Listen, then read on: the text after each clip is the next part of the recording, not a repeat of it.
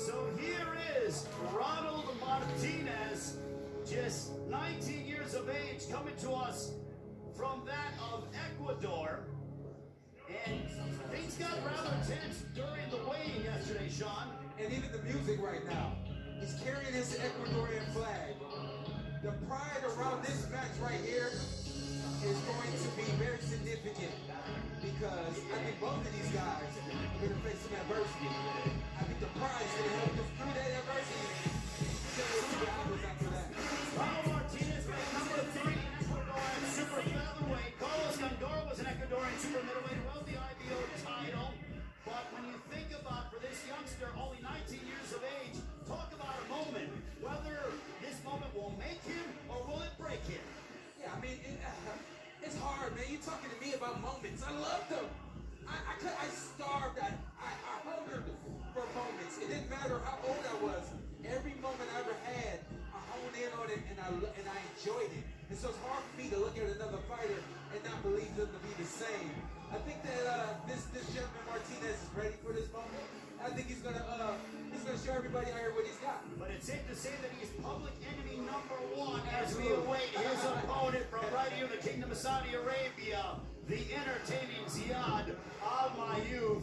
And boy, there are high expectations for this youngster. With that, we now send it back to our ring announcer. Here is Thomas Trigert. And now let's welcome to the ring, fighting tonight out of the red corner, the undefeated pride of the Arab world, Ziad Zizo Al-Mayouf.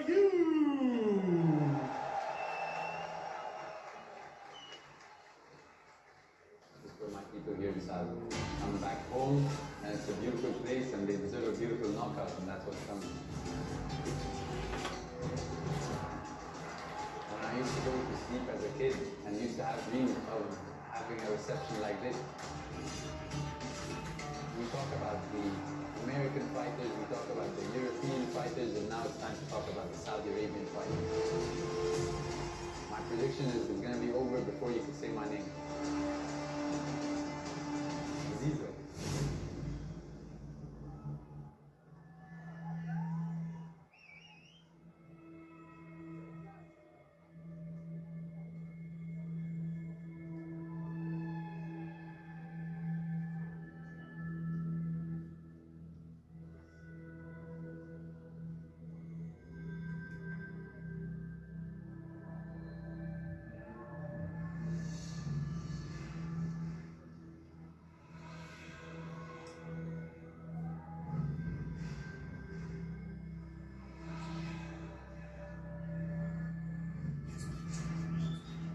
So here is Ziad Al-Mayouf from right here in the Kingdom of Saudi Arabia, the first signee of Skills Challenge Promotion. He said, I am God-gifted, heavy-fisted. He said he thrives under pressure. Well, when it comes to tonight's global event, there is quite a bit of high expectations from the fans here in Naraya, Saudi Arabia. Nice little mix right here. We will rock you.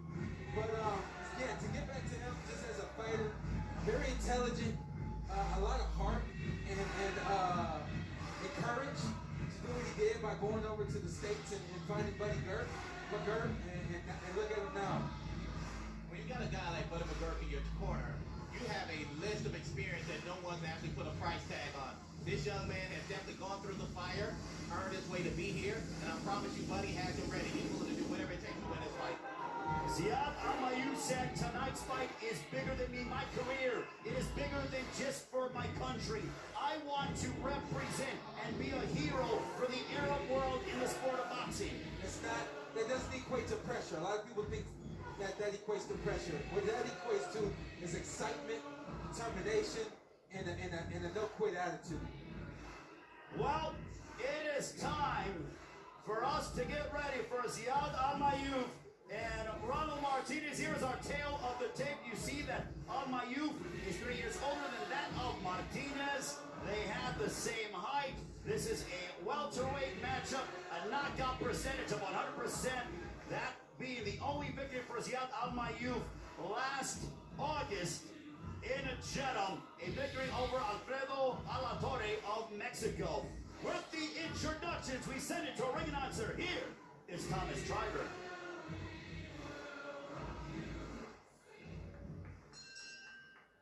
Ladies and gentlemen, we continue with 4 rounds scheduled in the welterweight division.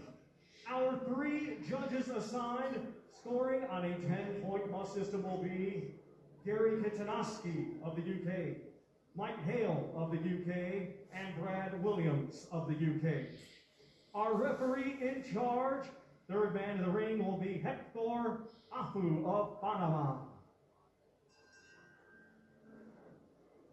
Introducing to you first, fighting tonight out of the blue corner. He comes to the ring wearing black with red and weighed in at 142.5 pounds.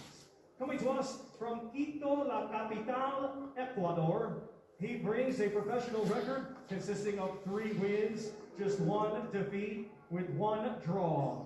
Ladies and gentlemen, please welcome Ronald Martinez.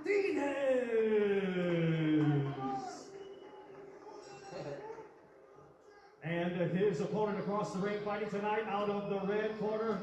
He's wearing black with green and gold and weighed in officially at 145.6 pounds. Hailing from Riyadh, Saudi Arabia, he is undefeated with 1 win. That 1 win comes by way of knockout. Ladies and gentlemen, he is the pride of the Arab world, Ziad Zizo Al-Mayyoub.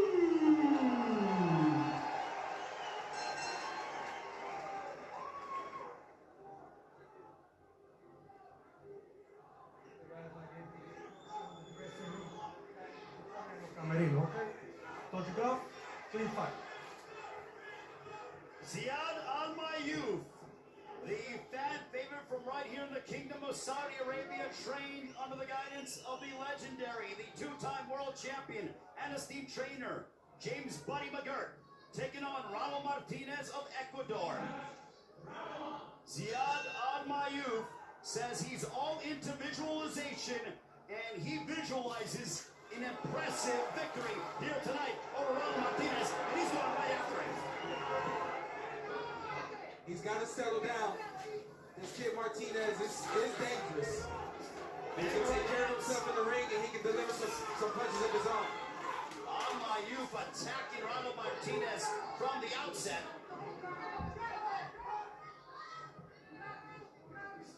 Double jab followed by a right hand.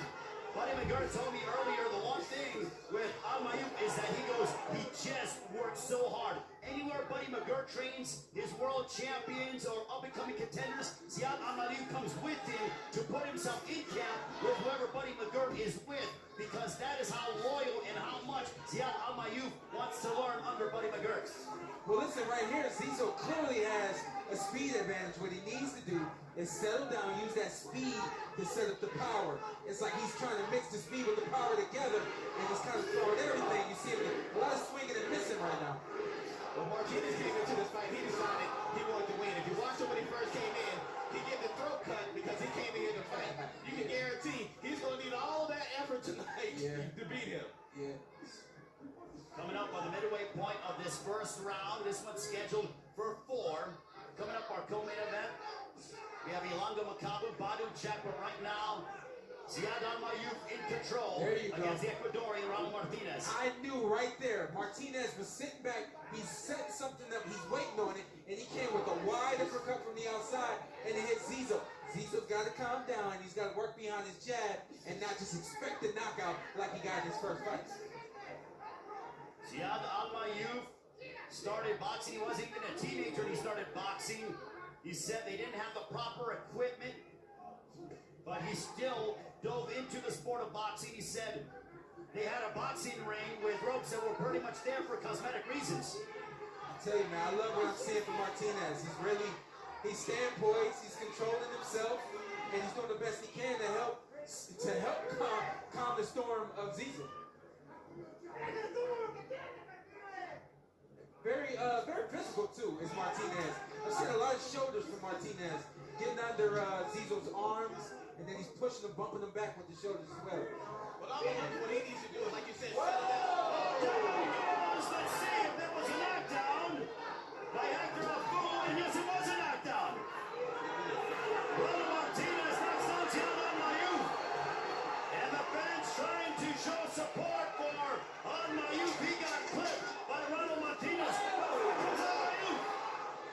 Martinez put him on the canvas in his first round, and that'll end the first. Epic flow action here, especially towards the tail end of round one. And Here it is. Listen, I told you, Martinez is dangerous. Both these guys threw the same punch at the same time. Martinez a little more direct because he's not wild and out of control.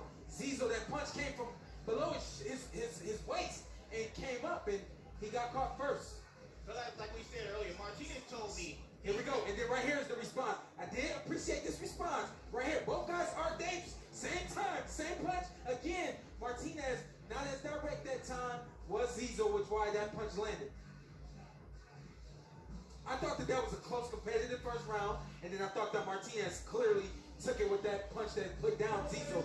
But that was a close competitive first round beyond the knockdown. well, one thing for our audience, the reason why we saw the knockdown, I always wait for the official to go ahead and start the count so that we see if officially if it's a knockdown or not. Hector Alfu ruled it a knockdown. Clearly, it was that. Now, Yeah. Ronald Martinez has a 10-8 round, so with this being a 4-round fight, Ziad Al-Mayyouf cannot give up another round. Otherwise, he is in some significant danger of possibly losing this fight. Sure.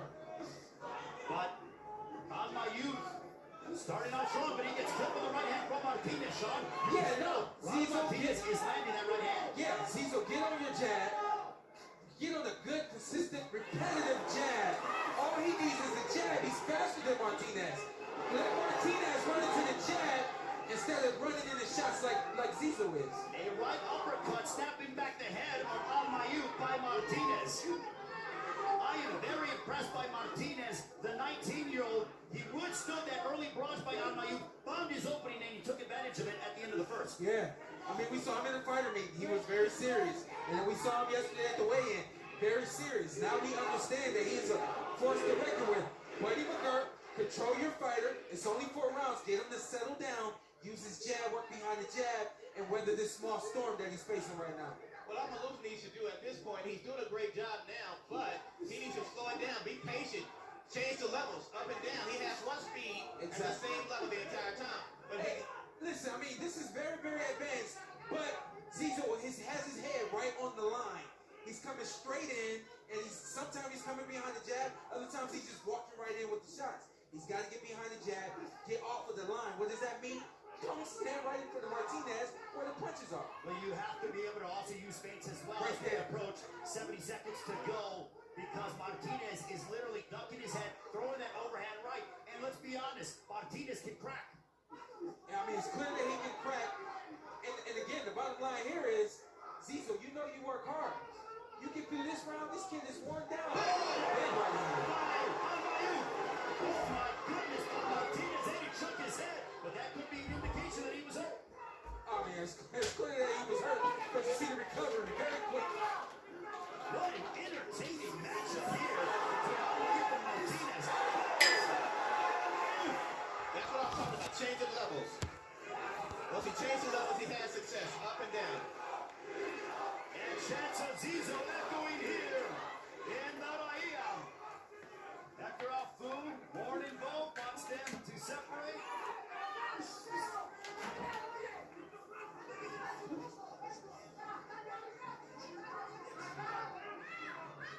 So much, there was no feeling out process between these two.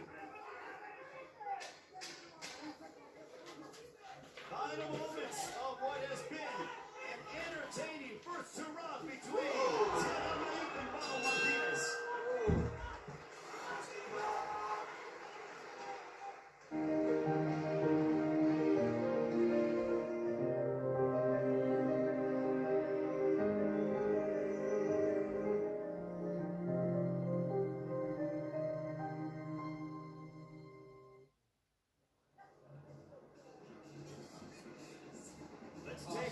recap some of the action from that second round. I said, get behind your jab. He throws 3 jabs right there. That's what we call a triple jab. And then guess what? Here comes the hook. Let's see, do we get it? The right hand and then the hook right there. That was set up from the triple jab. You get the guy looking for the headshot. You go down to the body. Look at this. Triple jab. Get him pulling straight back. And then where you find the opening. Where's the opening? Straight right hand to the body. And then that's ABC right there. You come right up with the hook and it all lands. All Zizo has to do is get out of control, work behind the jab, and set the rest up. And I'm positive Buddy McGirt told him just that, because once he was able to take it up and down, he started to have success. What he needs to do is just get in control, take his time, be patient, trust his training, and the fight will come to him. Yeah. Well, if there were any doubts about lingering effects from that knockdown that Almayud sustained by Ronald Martinez in the first round, he answered that in the second round. What does the third round have to hold? We're about to find out. Hector Alfu warning Ronald Martinez about, I guess, hitting behind the head of Almayud. Let's talk about the energy real quick. When you're at home, when everybody's got this anticipation for you, you've got this anticipation for yourself, it's hard to settle down and control your energy. You're too excited. I think Caesar's settling down a little bit. He's working behind the jab much more, but I still need him to settle down. And the crowd's not gonna let him. He just got whacked with the right hand by Martinez, but he doubles up that jab. And that double jab very much could be his best weapon in these final 2 rounds. And listen, we're about to find out how smart Zizo is. The more he works his jab, we're gonna find out how intelligent he is. He's not gonna force things. There is some blood on the left shoulder of Martinez. Curious to see if that was from the jab or the right hand of Almayud. Now he switches to southpaw. I always say the uppercut is the hardest punch to defend in boxing, and that's been the most consistent punch. It's been the most consistent punch that Martinez has been able to land. It's just a hard, tricky angle that uppercut comes from. Every time Almayud throws even a glancing shot, this crowd erupts. Of course they do. He has his most success when the jab is in play. When he tries to bang, that's when the problem is. Stay focused. Do what your coach wants you to do. Do what your opponent is asking you to do. Use your jab and use your boxing skill. Absolutely. I agree 100%. The double jab in the right hand, the clean combinations from the outside, the speed gets it done for him. Just rely on the speed at this point in the match. Under a minute to go in this third round between Ziad Almayud and Ronald Martinez. Martinez knocked out Almayud in the first round. Almayud has recovered in the second and now into the third. That double jab has been a pestering mechanism and has been frustrating Ronald Martinez in these last 2 rounds. Yeah, they make it through this match. Trust and believe. I'm going to tell Buddy, hey, offense to defense, you know better, buddy. Zizo needs more defense. He's right in the line right after he finishes his combinations. But you guarantee what we're seeing in him tonight, he's getting bones tonight. He's learning tonight. And he's showing you he has a lot of heart. Which is necessary for him to make it to the highest level. So this is going to actually help him become a better fighter. It's okay. Your second match to get a lesson. Yes, absolutely. Okay, well, let's make sure he gets through it first. So we can call it a lesson. 1 more round to go. 3 rounds in the match between the Saudi Ziad Almayud and Ronald Martinez.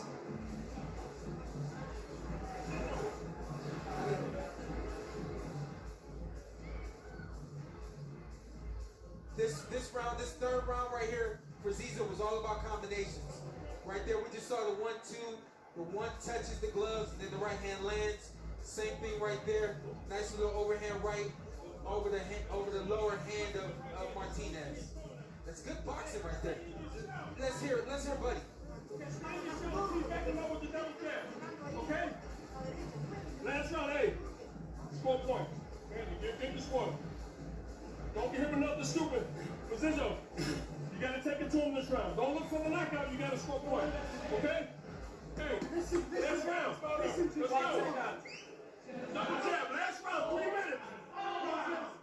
Well, I think Buddy McGirt was emphasizing the double jab, and that has been what has been frustrating Ronald Martinez. So the way the fight stands now, at least from our standpoint, or my standpoint, I would say, I think this is an even fight because of the 10-8 round in the first round. So the winner of this 4th round will likely win the fight. Absolutely. We're not going to get a draw in this fight. But what we are is going to be good. One of these guys is going to win. It all depends on this fourth round. I love the instruction from Buddy. Buddy said work behind the jab, the double jabs. It's getting you there. And he also said, hey, you can't afford to give up this round. And at this point, he's committing himself to it, and that's how he's going to win that fight. He said, don't go for the knockout because he understands if he just outpoints him, he has a chance to win the fight. Go for the knockout to cost him the entire fight. But on the opposite side for Ronald Martinez, you got to be thinking, look, if I win this round, I win the fight. And I shot everybody on an event of this magnitude here in the Kingdom of Saudi Arabia. That's what this is all for. This is all for the kingdom. He cannot afford that lesson tonight. That lesson is the L. He wants to learn, and he will learn, but he's got to get through this fourth round. Ziad Al-Mayyouf doubling up on the jab, doing exactly what his esteemed trainer, Buddy McGirt, told him to do so. A left hook that backed up Martinez. Tense moments here in Daraya. Coming up next, our co-main event. Ilanga Makabu Badu Jack for the Cruiserweight Championship of the World. Also, Jake Paul, Tommy Fury in our main event. A nice right hand to the body by Al-Mayyouf. It's crazy, but it's only 4 rounds. You have to stay strong for 4 rounds. And we can see that Martinez is slowing down. Like what Gert said, stay with the combinations, follow it with the jab, make the jab be the initial thing, double jab, and you can see the effect of it. Well, now Al-Mayyouf is really fighting to hold for that right hand after doubling up on the jab in the fight. Martinez is upright. I want to yell so bad to Zizo. Don't force it. Don't force it. Don't force it. You'll put yourselves in harm's way if you force this. Don't force the knockout. He's settled for this win. Just use the jab. Stay safe. Get your lesson through the win. Don't put yourself in harm's way. And if you're Martinez, you need something significant as he gets tattooed with the big left hook. But sometimes you just got to be excited. That's what Zizo does right now. Go, Zizo! High risk, high reward is what Ziad Al-Mayyouf, the first signee of Skill Challenge Promotions, is doing as the fans chanting Zizo here in the Kingdom of Saudi Arabia. As we learned, he's not all talk. He has heart, he's fighting, he's come to win, even after the knockdown. He's doing what he needs to do. He talked the talk and he walked the walk. How will the judges have against the fight?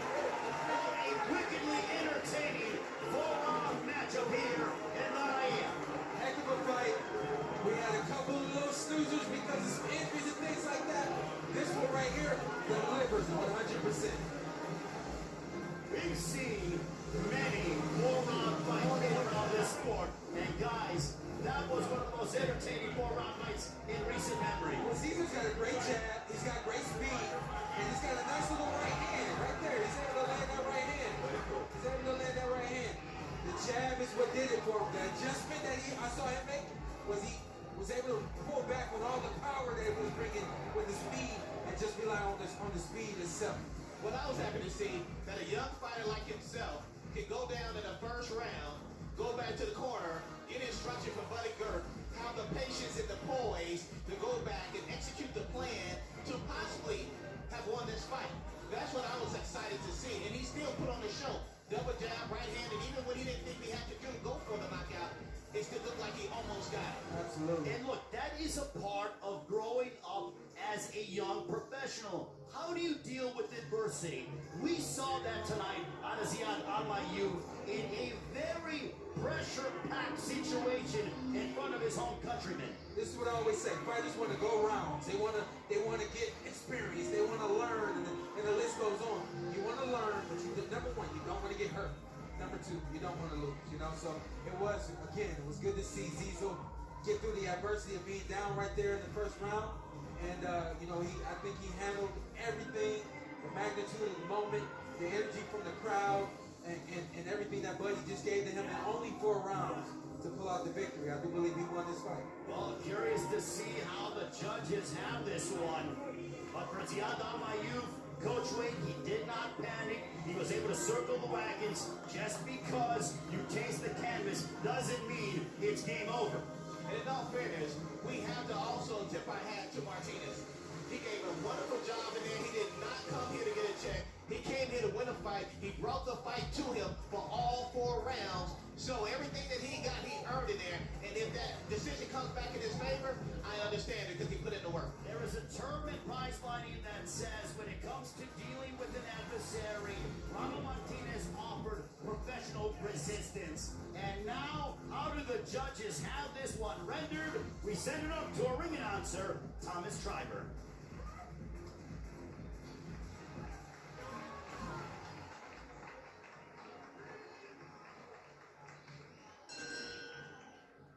Ladies and gentlemen, after 4 rounds of boxing, we go to the judges' scorecards.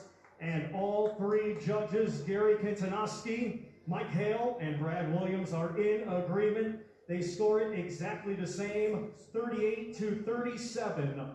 All in favor of your winner by unanimous decision. The pride of the Arab world, Ziad Zizo. So he remains undefeated here in his home country, the Kingdom of Saudi Arabia, 38-37. That 4th round was the deciding factor. You can have only 2 fights, and Martinez, you can have only 5 fights, and you can be very, very impressive. Okay, yeah, and I was very impressed by both these gentlemen. They handled everything that came out of them in this ring tonight, and only one obviously had to be victorious. I do believe the decision went the right way. I think it's fair to say that even though, Al-Mayyoub, his stock has risen, but Martinez, even in the loss, I think his stock raises as well. You can guarantee that because he came in here and he let you guys know. I came here to win. I came to your country and I want to do my very best to show you what type of pride I have in my country. And he stood strong. And you got to give your hats off to him because in order to have a good dance, you got to have a good dance partner. Yeah.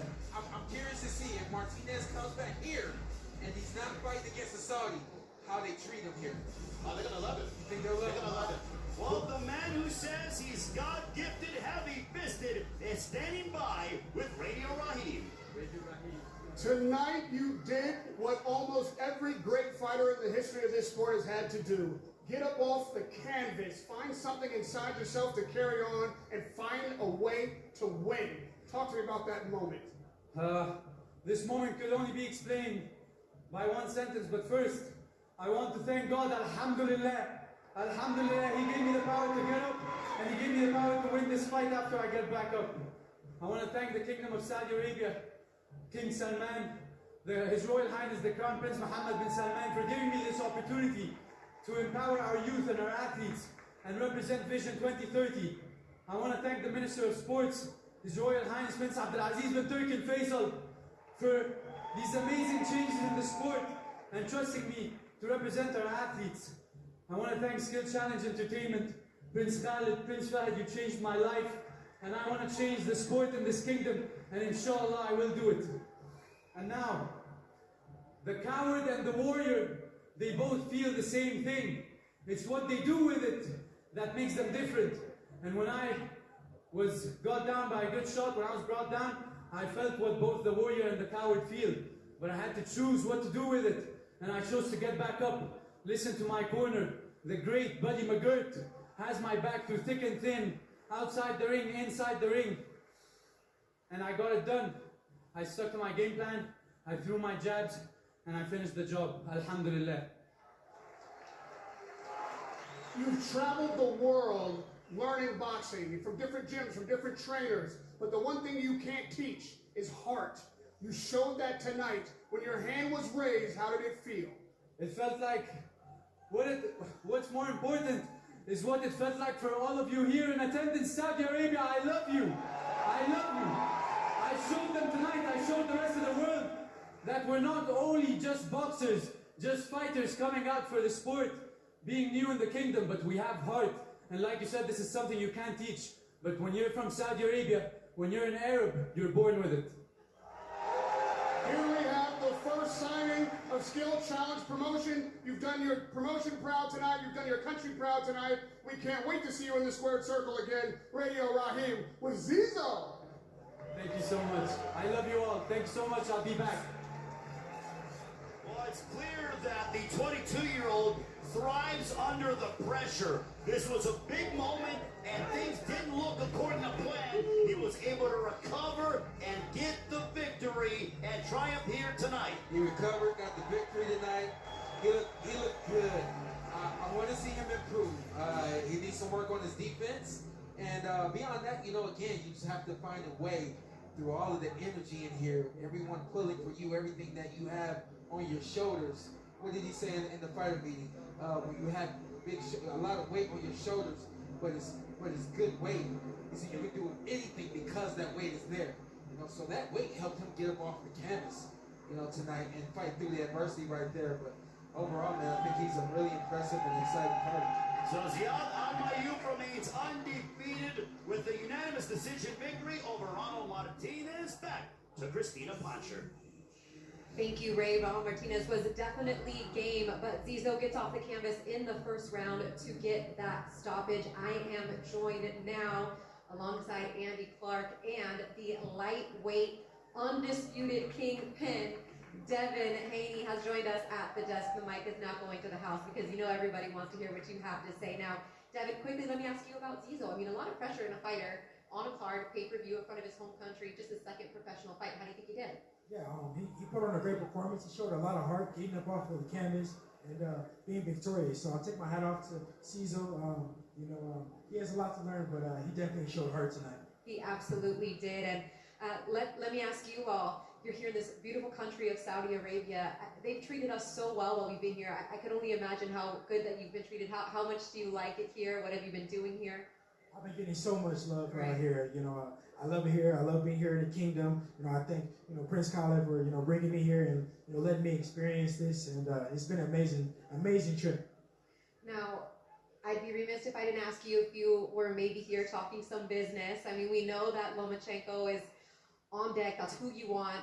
Any updates on how the negotiations are going for that fight against Vasily Lomachenko? Yeah, me and Loma, we're definitely getting on. May 20th is the date. Inshallah, we can do it here in the kingdom, in front of the fans here. That would be a blessing if we could do it here. So that's the goal. All right, so the goal is May 20th here in Saudi Arabia, the kingdom against Vasily Lomachenko. Inshallah. Inshallah. Andy, anything for Devin? It strikes me that you're somebody who quite enjoys boxing away from home. You've been to Australia twice, you had a little tour of England, although you didn't fight. That's when I met you 2 or 3 years ago. Saudi Arabia, you've kind of gone global from the beginning of your career almost, haven't you? Yeah, I mean, I'm a traveling man. I started my career in Tijuana. Then we traveled to Australia. Now we're here in Saudi Arabia. So I'm a champion that's willing to get on the road and defend his titles. Let me ask you about another fight in your division that was just announced. Shavante Tank Davis taking on Ryan Garcia. What are your thoughts on that fight? I think it's a great fight. It's great for boxing. It's a great fight stylistically. 2 big punchers, 2 exciting fighters, and I'm excited to see it. All right. Well, I appreciate you joining us here tonight. Before you go, main event: Jake Paul, Tommy Fury. Tell me how you think it's going down. I think it's going to be a great fight. I'm excited to see how Jake can withstand Tommy Fury's jitteriness. I think he's going to come out very fast, and we know Jake doesn't have much experience, but I'm excited to see. I think it's going to be a great fight. I think it goes all 8 rounds. Do you? Yeah. And who do you have coming out on top? I think Jake. You think Jake's going to do it? It's so unique all this week talking to a lot of the boxers that have actually picked the quote-unquote influencer and not the boxer. He seems to be the favorite around here. I think Jake is a real fighter. I think a lot of people don't give him credit for it, but I think he's a real fighter. Awesome. We appreciate your time up here, Devin. I know you have a lot of people to meet and pictures to take and everything, but we look forward to seeing you back in the ring if it is indeed May 20th here. Thank you. Thank you, Devin. All right, there's a look in the locker room as we just showed you. Jake Paul getting ready. He is still to come. And his opponent, Tommy Fury, we had a chance to catch up with him a little earlier this week. I've come across many men like Jake Paul. They want to be seen. I am the big guy. I'm the tough guy. I'm the fighter. Well, take the cameras away. He's nothing. This guy is not a better fighter than me.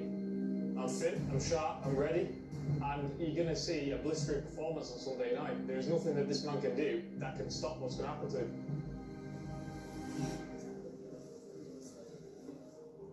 I'm very excited to be in Saudi. The best training camp I've had in my whole career. Really is an amazing place. I train hard for every fight. You know, every fight is like a world title fight.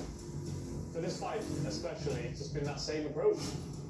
This weight is actually perfect for me. I've not had to cut really anything. I'm feeling absolutely amazing sat here talking to you. You know, full life, full of energy. And I feel strong as an ox. I'm fighting for myself. I'm not fighting for my team. You know, because at the end of the day, when it's all said and done, the boxing fans, they ain't going to jump in there and fight for me. You know, at the end of the day, this is fight number 9 for me.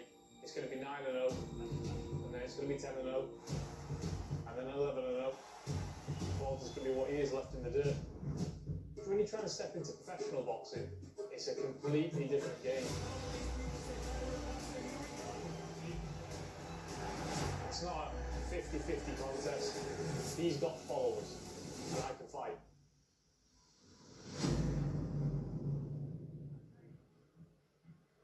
Tommy's definitely had his game face on all week. He is confident, and his fight with Jake is now not far away. But first, for the boxing purist, of course, a WBC Cruiserweight World Title fight will keep us busy for now. Badu Jack is challenging Ilunga Makabu for his belt.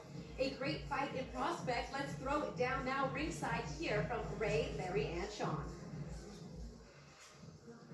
Thank you very much, Christina Ray Flores, alongside Showtime Sean Porter and Coach Larry Wade. Well, gentlemen, it is almost time for the WBC Cruiserweight Championship of the World. A matchup that has bad blood. I think that is the theme over the next 2 fights with our co-main event, our main event. But with this co-feature, you look at Ilunga Makabu, known as Junior. He is making the 3rd defense of his world title. And Sean, he has been adamant all week. He said to Badu Jack, I'm going to break his nose. I'm going to break his ribs. I'm going to punish him. He has this edge about him, and that attitude has been with him throughout the entirety of the week. It's definitely an evolution of the man, Junior. The Junior I know is very humble, very kind, very thoughtful, you know?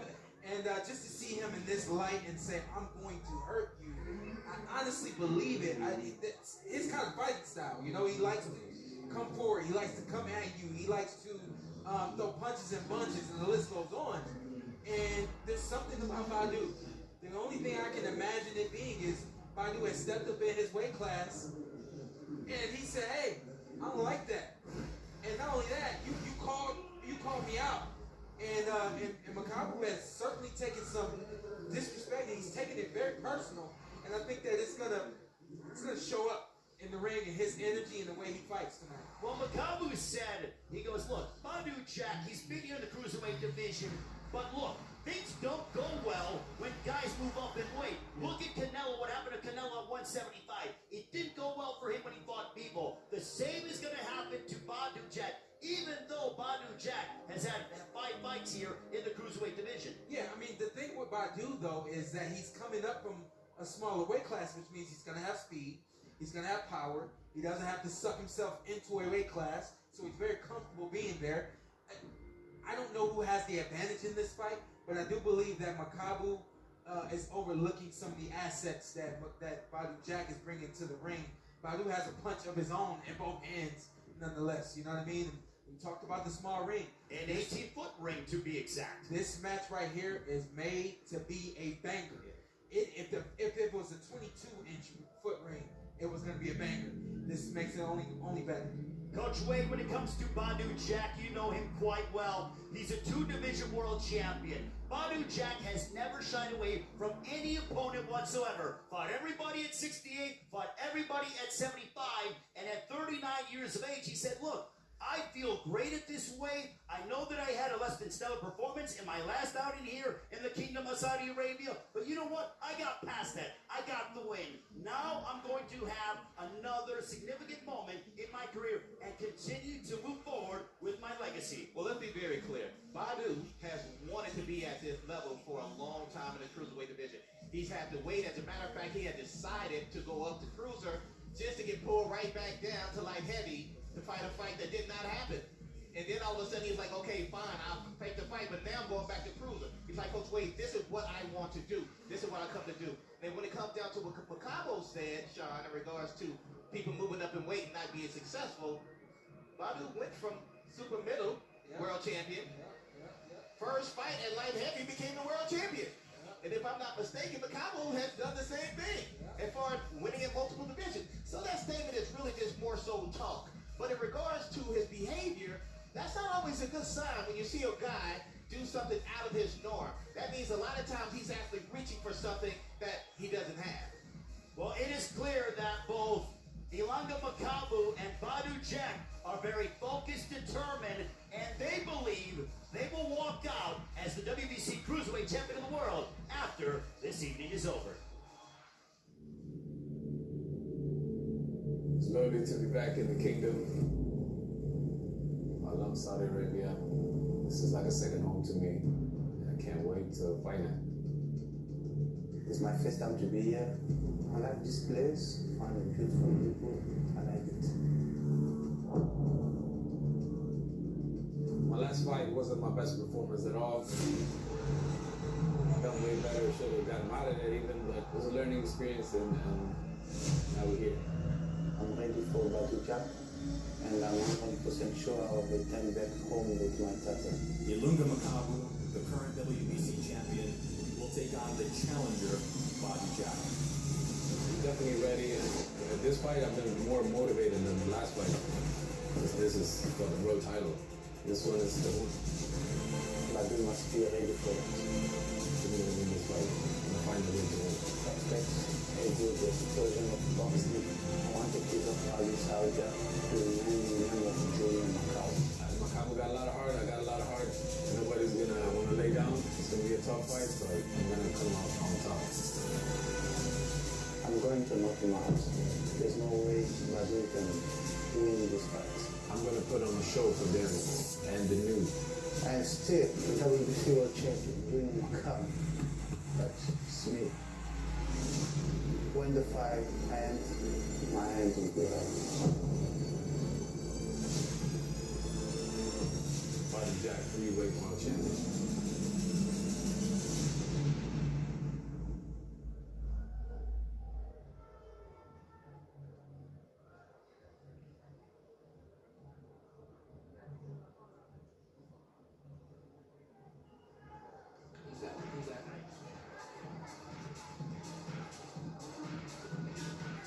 So Badu Jack walking out with the Hall of Famer Iron Mike Tyson as he prepares to try to become a 3-division world champion, but he will have his hands full against the current champion, Ilunga Makabu.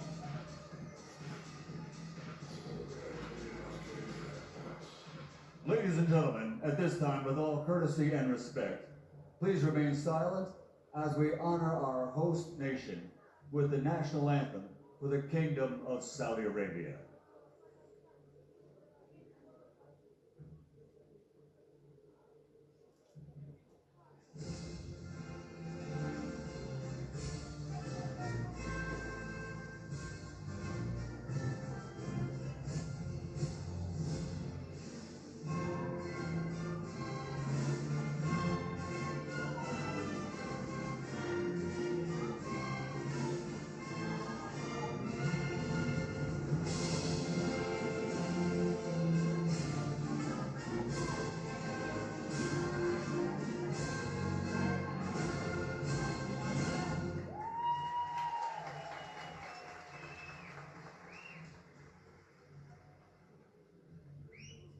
At this time, ladies and gentlemen, as we approach the start of our co-feature, let's acknowledge some celebrities from the world of entertainment and sports in attendance here tonight.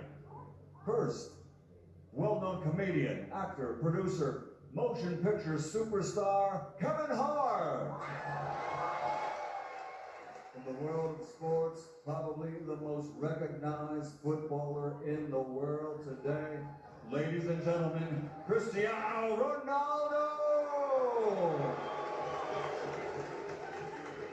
At ringside, working with the broadcast team, former welterweight world champion Sean Porter.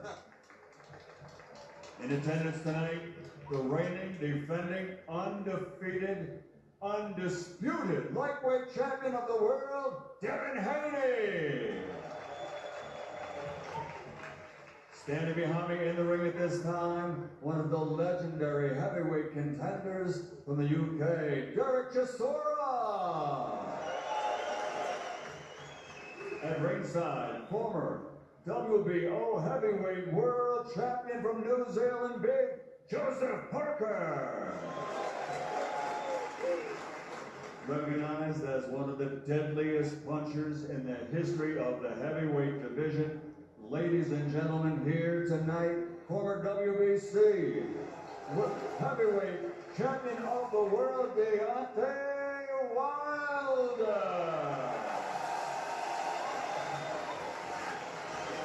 And here tonight, of course, with his family, one of the most charismatic and popular champions in the world today. Ladies and gentlemen, the undefeated WBC heavyweight champion of the world, he is Tyson Fury.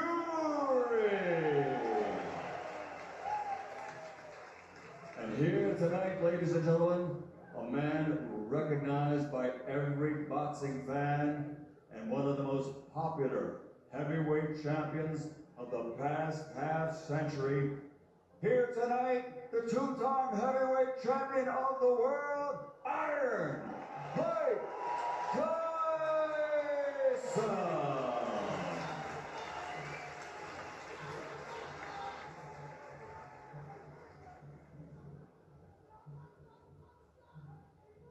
And now, ladies and gentlemen, the moment of the truth has arrived. Let's get this party started!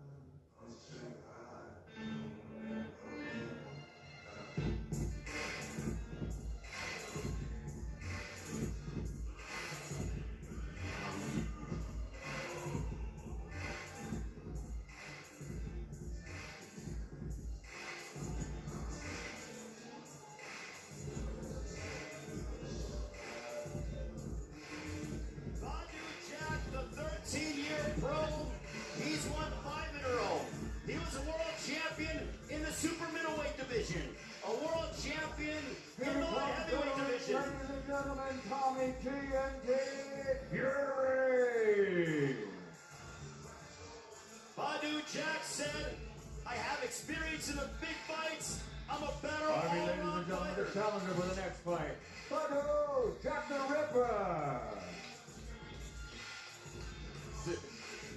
Badu Jack said when it came to his opponent, I think he's a little nervous. He was begging me to take pictures even up to a few fights ago. That's a part of the game, man. We see each other out and about. Yeah, we want shots. You know, we want to remember those moments. I assure you, Macabre wants Badu to remember this moment. Badu Jack was emphatic, claiming, I'm going to win the fight. I believe that Saudi Arabia, with my hand raised and with the WBC Cruiserweight Championship around my waist.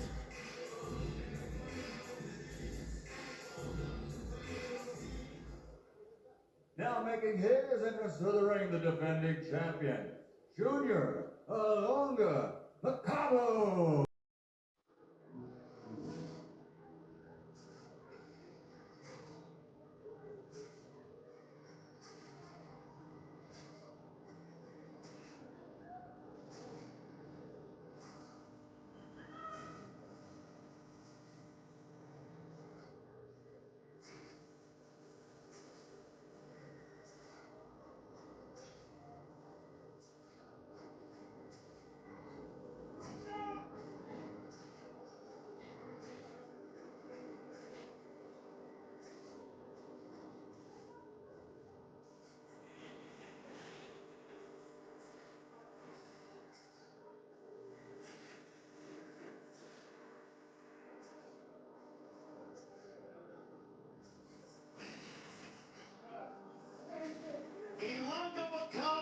Looks to defend his WBC Cruiserweight Championship of the World a third time. Since Since losing to Tony Bellew back on May 29, 2016, he's won 10 in a row. Of those 10, 7 of those have been by TKO or knockout. Makabu has gone as far as to say that Badu fighting at cruiserweight, well, that's fine, but he's never dealt with anyone that has my kind of power. I am representing not just my country, the Democratic Republic of the Congo, but the entire continent of Africa. Well, you can guarantee he's going to need all of that tonight because Badu came here focused. He came here with the world on his shoulders. He worked really hard for the last 3 to 4 years to get this opportunity. And he told me personally, I came to Saudi Arabia for one reason. That's to walk away as a World 3 Division world champion and also cement my legacy for the rest of my life. I'll tell you guys what you can expect out of this fight. You can expect this fight to be very action-packed. I believe Makabu's going to start fast. I think Badu is going to keep up. Both these guys have a lot of skill, not just power. They're not coming in here just to knock each other out. A lot of skills. You're going to see some real, now I don't want to say real, but you're going to see some really good, let me put down, really good boxing tonight, right here in this co-main event. Ilanga Jr. Makabu with an 80% knockout percentage. Stated, after I get this win, my focus is on one man. I want to fight Canelo. Canelo guaranteed me a fight in November of 2021 at the WBC convention. That is who I want. But first, Makabu must past his challenger, Badu Jack. Let's take a look at our tale of the tape for our co-main event here in Riyadh, Saudi Arabia, for this Cruiserweight Championship showdown between Junior Makabu and Badu Jack. You see Makabu, the champion, 4 years younger than that of Jack. A slight height advantage for Jack. The reach in favor of Makabu. Makabu with an 80% knockout percentage. To continue with the introductions, we send it to the greatest of all time. Ring announcer-wise, here is the legendary Michael Buffer. Ladies and gentlemen, the Kingdom of Saudi Arabia proudly welcomes everyone around the world to The Truth, an evening of professional boxing for your entertainment. And it's presented to you by Saudi Arabia Ministry of Sport and Skill Challenge Entertainment Enterprises, sanctioned by the Middle East Professional Boxing Commission, Commissioner Jose Mohan, and the World Boxing Council President Mauricio Sulaiman. Supervisor for this contest from Thailand is Thanapol Bhaktibhumi. Timekeeper at the bell from Ireland, Alexander McKenzie. The 3 judges assigned, all World Championship veteran judges from Mexico, Omar Mitun. From the United States, Mike Ross. And from Belgium, Daniel Vandervelde. And the referee in charge of the action, again, a World Championship veteran referee from the United Kingdom, Mark Lyson. And now, ladies and gentlemen, this is our co-featured contest of the evening. 12 rounds of boxing for the WBC Cruiserweight Championship of the World. Introducing first, fighting out of the red corner, the challenger wearing gold and weighing in officially at 199.8 pounds. Originally from Sweden and now living, training, fighting out of Dubai, this Olympian now has a professional record of 27 victories, 16 big wins by knockout, only 3 defeats with 3 draws. He's a 2-division, 2-time world champion, former super middleweight world champion, former light heavyweight world champion, the challenger, Badu.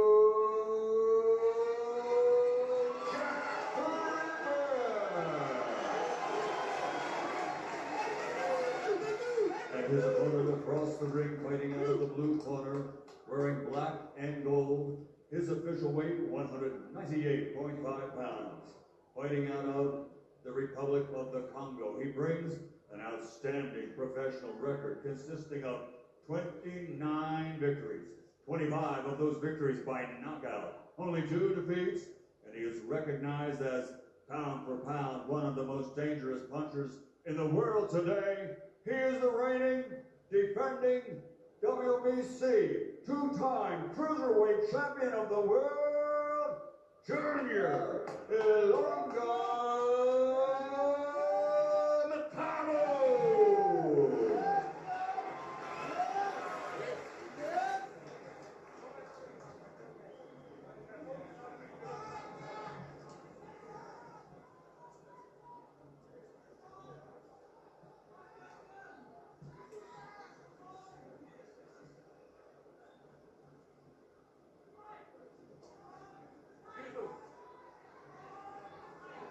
Okay, boxers, I've spoken to both in the dressing room. You know what I expect. Stay professional, obey my commands, and most of all, protect yourselves at all times. Just good. Good luck, boys. Will Ilunga Makabu make the third successful title defense of his Cruiserweight Championship of the World, or will Badu Jack become a three-division world champion? We're about to find out. Real quick, Ray, I'm starting a little premature, but I want to mention this right now. We got to talk elements. It's cooling down out here. And these fighters have to take this into consideration. Coach Wade pointed out that Badu looks a little dry right now. What does that mean? The muscles need to be warmed up. He needs to be ready to fire off, fire fast, fire strong, fire hard. And if you're cool, if you're not, don't have a sweat going in the back room, you come out here, the wind cools you off even more. You may not be able to operate the way you want to from the opening bell. But if you notice, Macabo came out the same way. He was a little dry as well. And like you said, it is getting a little cooler. So both these guys will have to use this fill-out round to not only get an awareness of each other, but also to get their body warm the way they want to be. At 4 o'clock today, it was in the high 80s. Right now, it is 69 degrees. So you gentlemen are correct that it has cooled down considerably here in Daraya, Saudi Arabia. There's left to the body by Makabu. How you know it's 69 degrees? Oh, you gotta love the fact of iPhones, my friend. Nice little hook right there over the jab hand of Badu Jack. A left to the jab to the body by Makabu. It is an 18-foot ring, and that is a bit out of the ordinary because typically professional rings are 20 feet. But because look back that Tommy Fury in our main event asked for a shorter ring, Jake Paul obliged. That's a right to the body by the challenger, Badu Jack. What I'm noticing is in this fight, Macabo's feet don't seem to be as stable as they should be, but he's definitely extended himself to try to get that left hand out. But you can promise you that will cause him problems if he doesn't get a hold of it now. Stabilize your legs, get it to a place where you can throw your punches, or he can reach the end of Badu's right hand.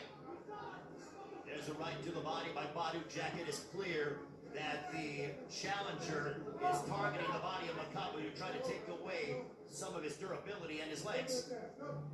These guys look like fencers right now. Throwing long, straight jabs to the body, long, straight right hands to the body, and they're taking turns. They look like fencers right now. But just like in fencing, you got to set things up. So these jabs to the body, these right hands to the body, straight lefts to the body, they'll pay off. They'll open up the head. But you got to start setting stuff up from the opening bell. Under a minute to go in the first round. And what I'm seeing right now, Badu is doing a wonderful job of creating distance and range, being able to get the timing and distance of the fighter in front of him. And if he keeps that up, he's going to have a lot of success with that. Keep the distance and range and select your punches. Badu Jack, originally from Sweden, now living in Dubai. This is his second straight fight here in the Kingdom of Saudi Arabia. It has been a calculated and methodical opening frame. Glad you just said that. I like the pace right now. Much different from the pace of the early fights. But these guys have experience and they know one mistake could cost you. So both guys are being really methodical, like you just said, being intelligent, taking their time, being patient, and looking for the right punches at the right time. Patience is a virtue, but you can't have too much patience. Very close first round. Somebody's got to separate. You hear that 10-second clap, go. Round one in the books.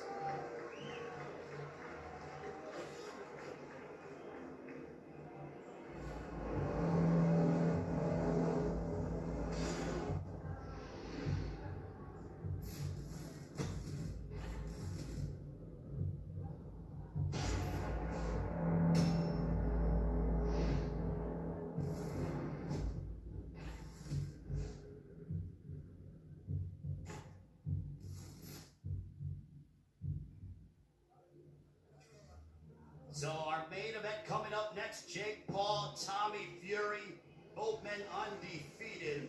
But right now, we are enjoying ourselves. There's our DJ that has been keeping the energy going here in Danaia. Anna DeFerre has done a marvelous job. I've enjoyed her song choice and her song selection all night long, guys. My feet tapping real fast over here. Well, I'll tell you what about tapping. I don't know if we're going to have too much tapping in our co-feature as we enter round number 2 for the Cruiserweight Championship of the World. Double jab by Badu Jack. Badu Jack told us, I think I'm an all-around better fighter. I can box, I can bang, I can do a lot of different things well. I believe I will have too much of a skill set to be able and enough to defeat one Junior Makabu. I tell you what, Makabu is allowing Badu to get comfortable. He's allowing Badu to breathe. If I was Makabu, I'd be putting punches together. I'd be trying to get low, get to Badu's body. Right now, this is where the fight can be won from Badu because Badu is the better boxer from the outside. The nice straight punches from the outside are landing, and Badu's scoring. Badu has always been known to be aggressive, but in a calculated demeanor. A beautiful left hook to the body. Yeah, right there. I mean, it's just beautiful right now. It's 1-2s, couple shots to the body. Let me get back where I'm comfortable. Let me get back where I can see things, and I'll set something else up. Badu's having his most success when he's standing on the outside of Makabu's right foot. As long as he does that, he puts himself in a position to throw a power right hand and at the same time go straight to the body. Yeah, I mean, that's probably the only element we haven't talked about in this fight. You got a southpaw against an orthodox fighter. What does that mean? Whoever has the leverage with the outside foot is going to have the best angle in terms of landing shots from the outside. The straight shots are going to land. Absolutely. Typically, guys, for the most part, have issues dealing with the southpaw fighter when they're conventional. Badu Jack has not missed a beat and is varying where he's placing his punches. He's going upstairs, he's going to the body, and he's mixing in a variety of different attacks towards Makabu. Exactly. Makabu needs to do the same thing. Right now, he's being out-hustled by Badu Jack. Under a minute left here in the second round, it appears as if Makabu is sort of waiting on that one singular shot. Makabu needs to do a better job of keeping his hands up. Because as long as he keeps his hands up, Badu's able to sweep that hook from the bottom and land flushly. It's going to be an early night for him. I'll give you another one. Makabu right now, he's leaning in to his left. That means he's leaning right into the power of Badu Jack. He's in line for straight right hands. And his body is in line too. He's really flat-footed, which means he won't be able to get out of the way of some straight body shots he's getting hit with right now, and also the straight jab in the right hand as well. It has been nearly a 13-month layoff for Junior Makabu. Sean, could that have affected him? Could he have some ring rust as he deals with the very busy Badu Jack? I don't know. I've never dealt with ring rust, but what I do know is right here, Makabu has to keep going. You got to keep going, just like that. This is how you make a fighter uncomfortable, and this is how you take control of a moment. We're on our way to round 3.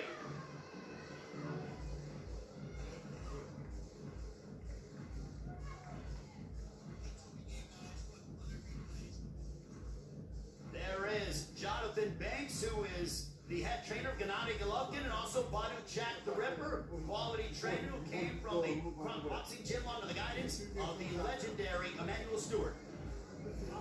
All he's trying to do is come to you wrong with you. Keep your feet moving just like that and lead with that left hand, baby. You go to the left, you know he's going to lead with that left. You know if you go to your right, you know he's going to lead with that left hand. Keep going to your left. Keep pumping on with that left hand. Go both ways. Keep going both ways. You know good going both ways. Keep stop shooting down the middle. And keep the jab pumping. That's key. That's key to victory. The jab is key to victory. Let's go. Reach. So taking a look at the punches, Makabu actually has the edge. 19 punches landed compared to that of 16 for Jack. Makabu has thrown 80 punches compared to that of 57, which is much to my surprise. Yeah. I mean, that's the name of the game. You gotta have precision. You gotta know the right move to make it, the right time. Punch selection is always vital in boxing. And right now, Badu, I believe, has a better punch selection.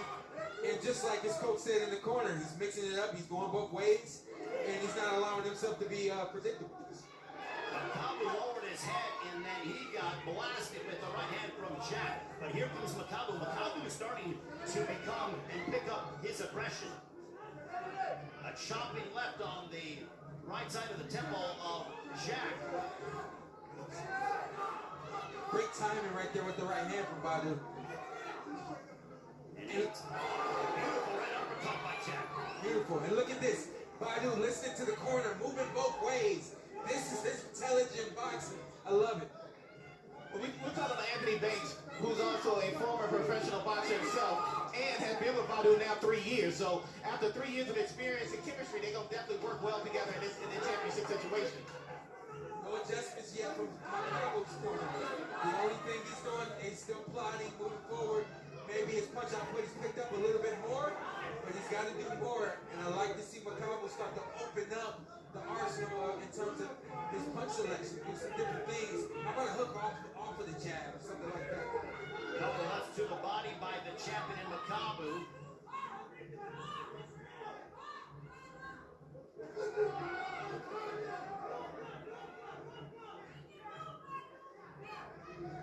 Jack seems to be very much content right now on the outside, utilizing a jab. He sent the right hand, but that was blocked by Makabu. Big right hook upstairs. That caught the attention of the challenger.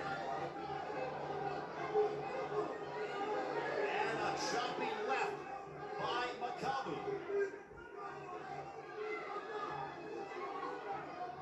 Well, the action is picking up here in this third stanza. Look at this. Badu decides to bite down and just stay there on the inside right here. This is nice. Not clearly in on the inside, but he definitely is not willing to take any steps back right now. Which plays into the hands of Makabu. No question. Makabu is inviting and would love for Badu Jack to continue to fight at close distance, especially with Makabu having an 80% knockout percentage, number 10 amongst all the world champions in the sport. Final moments of round 3.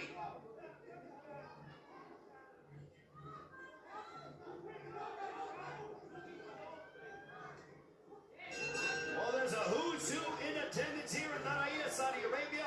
Radio Raheem is standing by with Iron Mike Tyson. The ambassador for boxing around the world, the most popular heavyweight and maybe the most popular fighter living today, Iron Mike Tyson. You've traveled to the Kingdom of Saudi Arabia for this glorious event. Tell me why this one was so special. Hey, listen, this is something Prince Khaled is trying to put together. It's been very successful.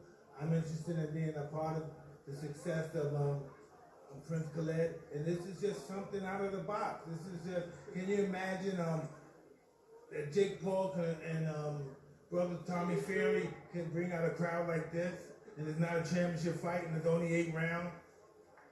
I know that you are a Muslim faith, and being in a country like this, with the other love of your life, boxing on the stage, how does that feel? Hey, the Muslim world should get the credit that it deserves for being able to produce and promote the best fights in the world. Radio right here with Iron Mike Tyson. Great to see Iron Mike Tyson here on the Kingdom of Saudi Arabia, round 4. This one's scheduled for 12. The champion, Junior Makabu, defending his title. This is his 3rd defense of his WBC crown. Badu Jack aiming to become a 3-division world champion. The misconception when you move in the ring is that you're afraid, or it's that you're running, or it's that you don't want to engage. What people need to understand is that Badu's moving back and forth, left and right, because it's not allowing Junior to set up. It's not allowing Makabu to find what he wants to see, what he's looking for. And that's why Badu's choosing to move the way that he is. And like we already know, Sean, in order to be able to throw a power punch, your feet have to stick on the ground. You have to be on the ground longer. And Makabu's a power puncher. So when you move your feet around, it takes away one of his strongest tools, and that's his power. Now he has to box. There's a couple of lefts on the ribcage of Badu Jack by Makabu. Badu Jack is trying to dictate the pace and make Makabu come and find him to frustrate him and give him different looks. Yeah, but both guys are still really strong and set in in their foundation and their game plan. Both guys, I think, are still fighting at the pace that they want to fight at, and they're still, I think, we don't have one dictator in the ring at every point in this fight to this point. I think at certain points, every one or the other is the dictator. Well, to further your point, Sean, is that I feel there are moments where Badu Jack has a couple of moments where he's dictating the pace, and then Makabu tries to get the pace, but it's a razor thin when it comes to these rounds. Oh my goodness!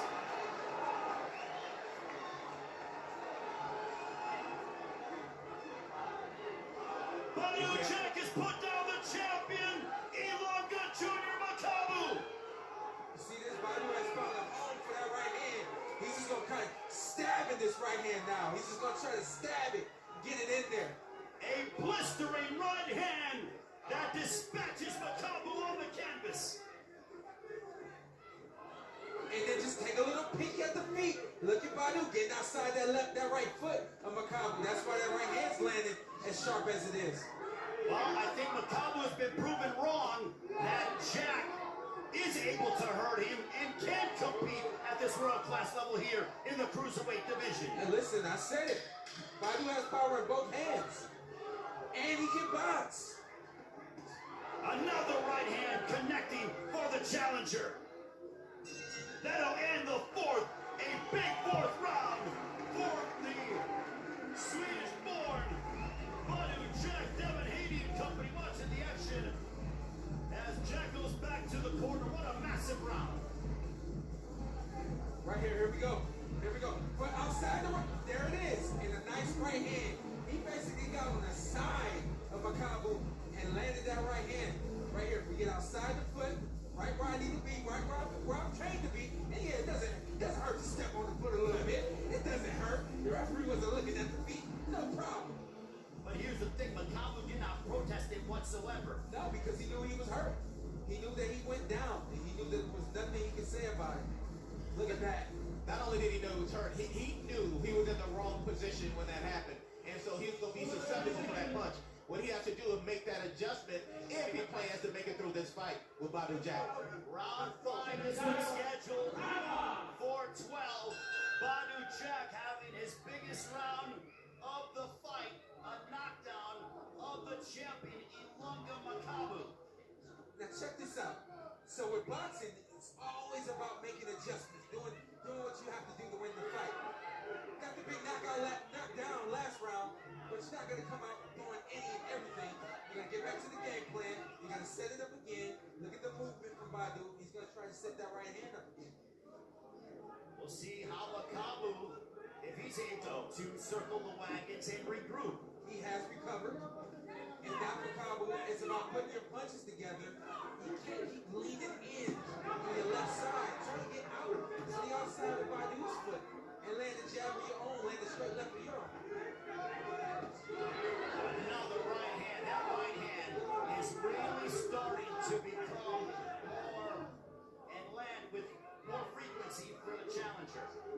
Coach Wade, preparation is key. You can see that Badu was prepared and knows what he needs to do against a southpaw, throwing specific shots, not just throwing combination after combination, and going head body. He's throwing specific punches and also moving in specific directions to set things up. There's another right hand that blasted Makabu. You can also tell that right now, Badu is actually starting to get more confidence. He's been in the ring with a lot of top-level southpaws, so this is not anything new to him. What he has to do is get adjusted to the style, the speed of Makabu, and I think he's starting to figure that out now. And Makabu is starting to lunge a little bit more. He's extending himself, leaving himself susceptible to possibly be countered by Jack. As we approach 65 seconds to go in this 5th round. I think for Makabu in his mindset, he's got to be thinking, look, I needed to prove that I have my legs underneath me, so that has been done. Then he gets clipped by a right hand by Jack again.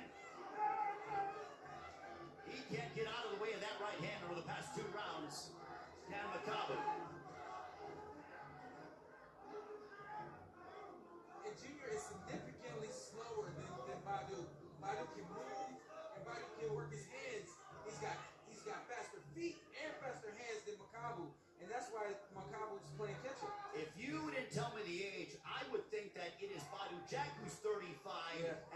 Makabu, who's 39, compared to the other way around.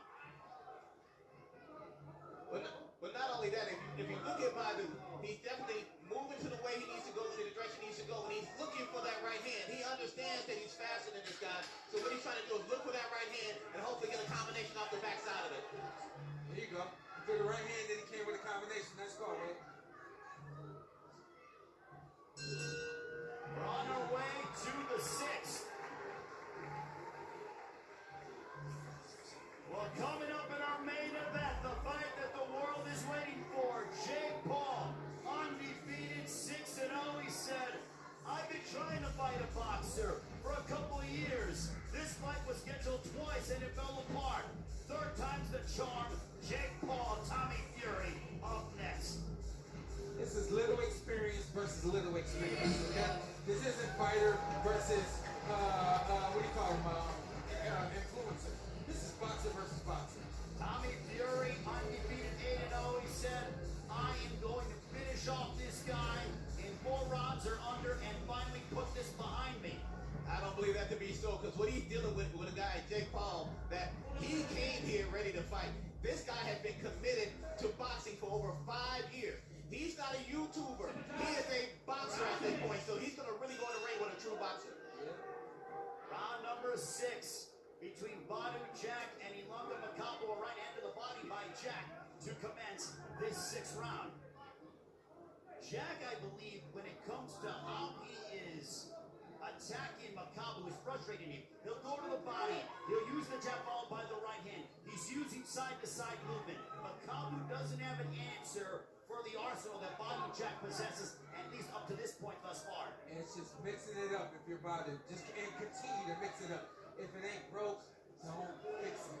Don't try to fix it. And if you Makabu, you gotta step it up. You gotta start to push Badu back and not allow him to be comfortable the way that he is. And Coach Wade, you know, having been around Badu Jack, that he can keep this up all night long. Badu can average 80-something punches for 12 rounds. But what I'm looking at with Makabu, he has that mouth open the entire time, which tells me he's trying to suck in air.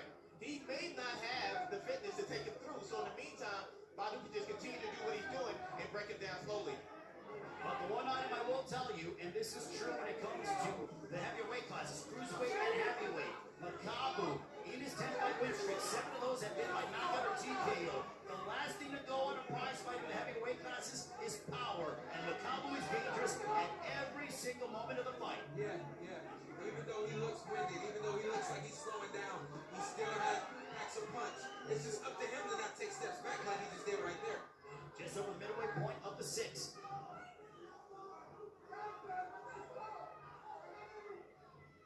Makabu is lumbering towards Badu Jack, whereas Jack is more so boxing on his toes and is more fluid in his movements. There's a right to the body. And Badu Jack has been targeting the body from round number 1. And that is like putting money away for a rainy day just in case you need it, because he will pay dividends later. Yeah, both guys have been investing into the body. But one guy, Badu Jack, has been able to get to the body more consistently and land more consistent, clean shots to the body. See, notice right there, when Jack changed direction, Makabu could not keep up. His feet just are not fast enough. So as long as Badu Jack continues to use his feet, he'll always be able to catch him with the offset punch. Wait, and if he continues that, he has success. I'm sorry to cut you off. Wait, I call it a reset. Anytime Badu moves, you'll see Makabu take a step back or just take a step in the direction. He has to reset. Badu he continues to make Makabu reset, and he's just, what can Junior do? He's not a combination puncher. You know, what can he do? He's looking for that one big shot. There's a right to the body by Badu Jack. A left that caught Jack at the end of the 6th, and Jack smiles over at the champion as to say, I know I got your number thus far.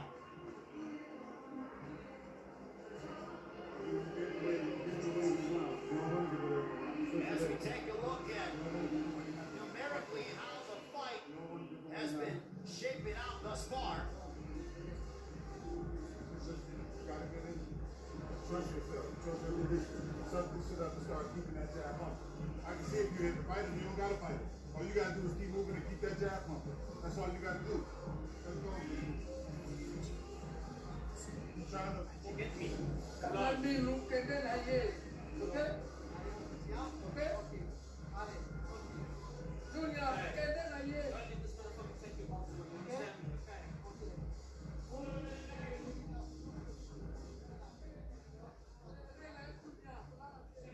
I'll edit that. He said, don't let this dude take this belt from you. But here's the thing, give him an adjustment. Tell him what to do so that you don't get the belt taken. Yeah. As we enter the second half of the fight, Coach Wade, what did you take away from Jonathan Banks telling Badu Jack, you don't have to fight this guy, keep boxing him and stay out of danger? Because what Badu is doing, when Badu boxes this guy, it's an easy fight. When Badu sits down and tries to bang with this guy, now you're fighting the fight he wants. You put him in a position to be competitive. Take him out of his element. Make him have to move his feet. Make him deal with your boxing ability. And then now you have an opportunity to win this fight easy. Well, what we have here is a guy in Badu Jack who is stringing together punches and combinations, put down Makabu in the fourth round against a guy in Makabu who's a heavy hitter, who's relying on that one sole big shot to try to change the trajectory of this fight. Yeah, I just want to look at the ages again. Badu being 39 years old, you're almost waiting on him to slow down. You're trying to find out when is that moment going to happen. He runs into a little wall of conditioning, and he said, well, I don't want to do that anymore. But to this point, he's still really agile on his feet. He's moving, he's doing everything he needs to do. Well, throughout the course of his 13-year career, big right hand, Makabu's going backwards. I don't know if he's playing possum, but my goodness. I think it was the feet again, and but I do believe that Badu was 1 or 2 punches away. Throughout the entirety of his 13-year career, Badu Jack, he has gotten better when it comes to his boxing, but from his gas tank and his conditioning, he's always been this way. I've never seen Badu Jack, for the most part, tire in any high-level prize fight. Absolutely. Badu puts a lot of effort into making sure he does everything he needs to do to be ready for those fights. He has nutritionists, he has strength conditioning coaches, and let's not forget, Badu Jack is stubborn as I don't know what. He's willing to fight to the very end. I've been with him 7 years. I haven't seen anybody that he's ever run away from. He wants to fight. He likes to fight. Right over to the body by Makabu, and I think it's fair to say with Jack, he rises to the occasion when he has these big moments, when he fights lesser opposition. Some of his performances, especially his last bout, and he got the win over Richard Rivera, but they were less than stellar. When he takes on somebody of this caliber, you see the best Badu Jack. I didn't even want to talk about his last fight because I knew that was the case. Again, me being a fighter, I know that. If you know a guy's record, you know this guy has to tell what you've done. You come to the ring, you're like, this is just a day to clock in and clock out. And that's what it was. This right here, Badu clocked in, was ready to work. He's been locked in from the outset of camp. Final moments of the 7th.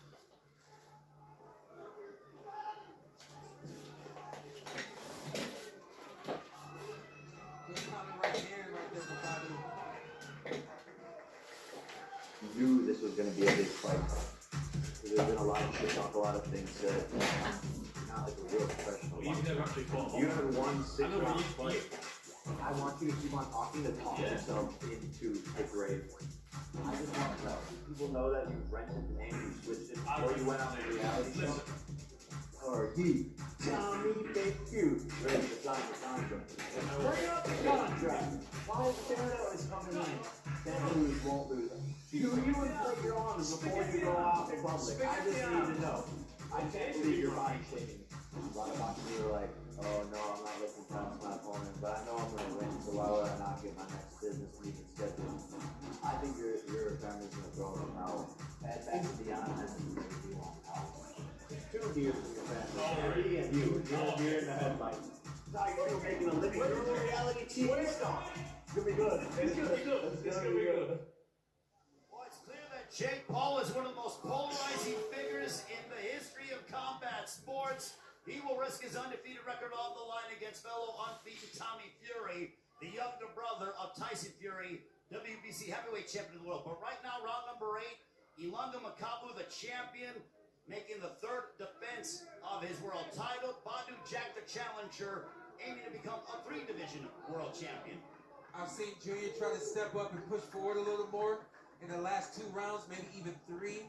But Badu still, he's able to offset that pressure with movement and also the consistent jab and those right hands that he's stabbing to the body as well.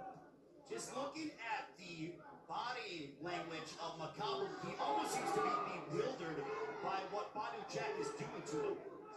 But you can guarantee what Badu is doing, he's getting more and more comfortable with being close to him. He understands he can endure whatever power Makabu brings, and he can counter anything he has to bring because he's so much faster than him. I want to see what happens in the latter round. A blistering right hand that caught the left ear of Makabu. But Makabu has been digging to the body a little bit more, and I'm curious to see about the power and where the leverage of Makabu's punches, how it is going to play out in the last third of the fight. Very important. Remember that Badu has been making investments to the body. So the only thing he can do at this point, now you're in the second half of the fight, that power is only going to decrease round after round. I want you to pay attention. Badu just switched to southpaw. So now it's a totally different feeling from a guy who goes southpaw now. Well, he uncorked the right hook. That snapped back the head of Makabu. Yeah, the jab is going to come from a different angle now. And the hook, he's going to start to throw lean hooks now. Right back with the straight left right there. It's brilliant boxing from Badu Jack. Well, now Badu Jack goes back to conventional. He's obviously ambidextrous. Look at that overhand right. That clocked Makabu. Another right hand, 2 right hands within a 10-second span. And no doubt caught the attention of the champion. Well, you can guarantee that Badu decided he's going to bring it to him. He's not going to run from him anymore. He's going to bring the heat to him. He's not going to move around. Right now, I need to make a stance to let you know I'm not afraid of you. Yeah, but Makabu said, listen, don't get too close to the fight. You might get burnt. He unloaded 2 straight lefts.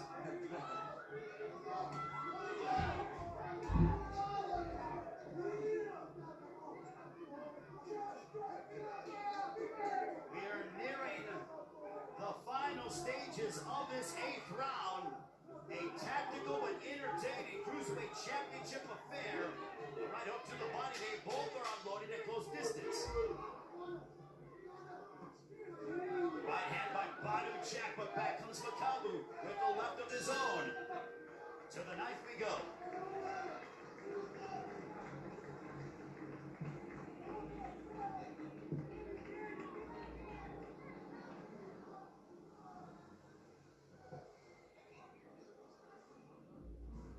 Take a look at the action from the 8th round. There is an overhand right. Backing up, Makabu followed by a right uppercut. Big overhand right there. And notice again the punch selection. It was an overhand right, it was a hook, and then it was an uppercut. That is advanced. That's as advanced as you can be in the sport of boxing.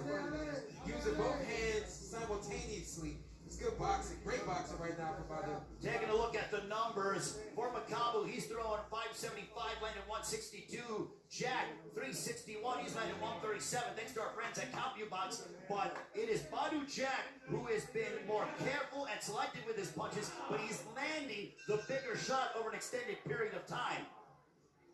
Yeah, the pace has not slowed down yet for Junior Makabu. And remember, I said that he's trying to pick it up round after round. He's trying to pick it up, but then he hit the movement of Badu Jack. It just kind of stops everything that Junior Makabu needs to do and is trying to do to win this fight.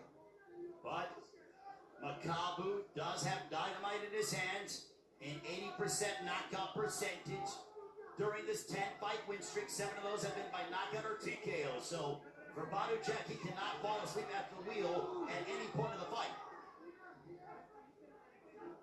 And the best part about what Badu is doing right now, nothing's complicated, nothing's complex. It's just move left, move right, shuffle my feet a little bit, find my opening and take it. And it's beautiful boxing.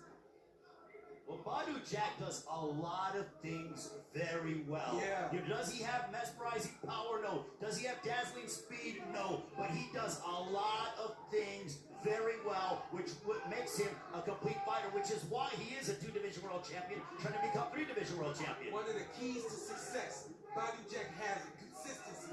No, he's not dazzling with very much, but he's very consistent at being good. And that's good enough. He he's just a fantastic fighter overall. Absolutely. And as you've heard him say time and time again, I'm the better boxer.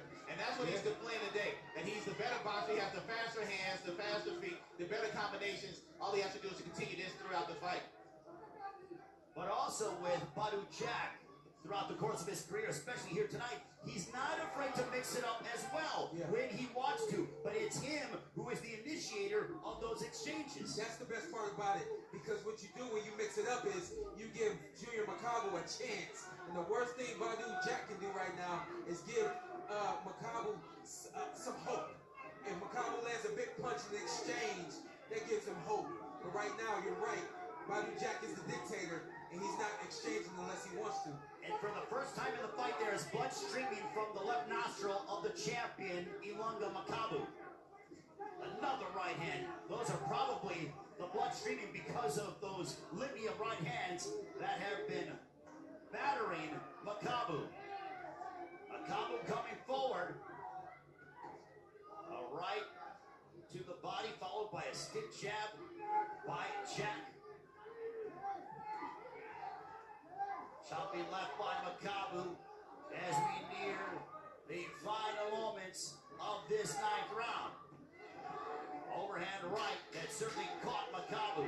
Makabu ducked his head. Jack popped it. Here comes Makabu trying to hit his clip with a right.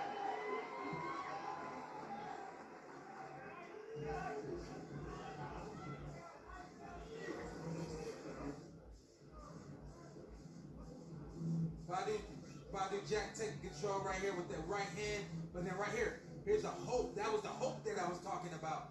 You can't afford to give up a clean shot. If you haven't been touched, the moment you allow that guy that's been frustrated all night to touch you, you give him some hope right there. Absolutely. Guess what? Junior got some hope. He got some more energy just because of that exchange right there. No, he didn't win that round. But in his mind, guess what? He won that round. Well, I don't believe that to be true 100% because when he got touched by Badou Jack, you saw his legs buckle. He knows that punch touched him. He knows it affected him. He just got saved by the round. So he's going to have to figure out now, what am I going to do to make those adjustments so I don't get hit with that punch again? There is our DJ here in Daraya, Saudi Arabia. As we enter the 10th round, Badou Jack is landing 61% of his power shots. Those are staggering numbers when it comes to the accuracy in which the challenger is landing. And again, we want to thank our friends over at CompuBox for that outstanding information. And numerically, the numbers do not lie. No, most of the time they don't. You know, sometimes a boxer would say that. Most of the time they don't. Well, hey, listen, Wade, why you disagreeing with me publicly like that? look at Junior Makabu. He came out with some more energy, didn't he? Absolutely, but he still has to make those adjustments. There you gotta make some adjustments. There's a left by Makabu. I think Makabu, is it at this point, Sean, that he needs to hit the panic button and say, okay, I need a knockdown, a knockout in order to preserve my championship reign? Tell you what, Kenny Porter and Sean Porter would have hit that panic button about 5 rounds ago. So yeah, it's time to turn it on. You know, you still have to be cautious and be smart and things like that. But what Junior can't afford to do now is lay on the ropes right here. I don't think he's playing possum either. He just ate another right hand. He opens up his mouth, and now Jack is really taking it to him, right to the body. The worst thing you can do against Badou is lay on the ropes and let him pick his poison, because he's going to take it all. Just over the midway point of this 10th round. I think Makabu's tired. I think he's starting to feel the fatigue of it all, the rounds, maybe some of the stress from the actual fight build up, but you can guarantee that he's feeling something right now. That also could be Badou dropping that right hand to the body as well. Wait, let me tell you what happens. You come out with a lot of energy. I finished that round strong. Oh, here comes Makabu. You do all that right there, and it didn't work. And it's not working. How much more are you going to bring? Hey, I would tire out too if I was eating right hands all night long, like Makabu has throughout the entirety of this fight. But Makabu is so dangerous. You have to take it and be convincing and grab the title Jack is of the mindset, I still have to take it to the champion. Yeah, and I don't doubt that Badu is winning the fight right now, but I just want to continue to pull on that word I use, hope, because if you do give a guy like Makabu hope, he remembers my belt's on the line and he continues to push forward. Right now, Badu's taking it out of him. Well, we talked about the right hand of Badu Jack. Now we're seeing the left hand in succession. 4 big lefts that have landed in the final 30 seconds of this 10th round. Badu got me up here moving my body. You know how you move with the punches like it's you in there doing it? To the championship rounds we go with Makabu and Jack. Fellas, this fight is amazing. Amazing. And Jack just spit up a little bit of blood towards as he got to the corner. Big right hand right there. Most consistent punch of the night for Badu. When he finds it, he lands it very clean. Nice little exchange right there. Just a counter over that jab hand of Makabu. And then right here is where Badu bites down. The left hook's right here. Badu bites down. He just pushes forward. This is championship mode right here. This is champion mode right here. Don't forget, this boy Badu, he going for number 3. Number 3. So he knows how to pull it out. The primary weapon of choice for Badu Jack has been the right hand. But then he came out, added and showed his arsenal with the left hooks towards the end of that 10th round. Very impressive, man. That's just intelligence. That's experience. That's a great corner. Well, and also, as we take a look at power punches, you see Badu Jack extremely accurate. He's thrown 245, landed 147. Ilanga Makabu on the opposite way. He's thrown 409, only landed 157. A significant lower connect percentage in the power punch department when it is Makabu came in as the heavy power puncher, as the champion with an 80% accuracy.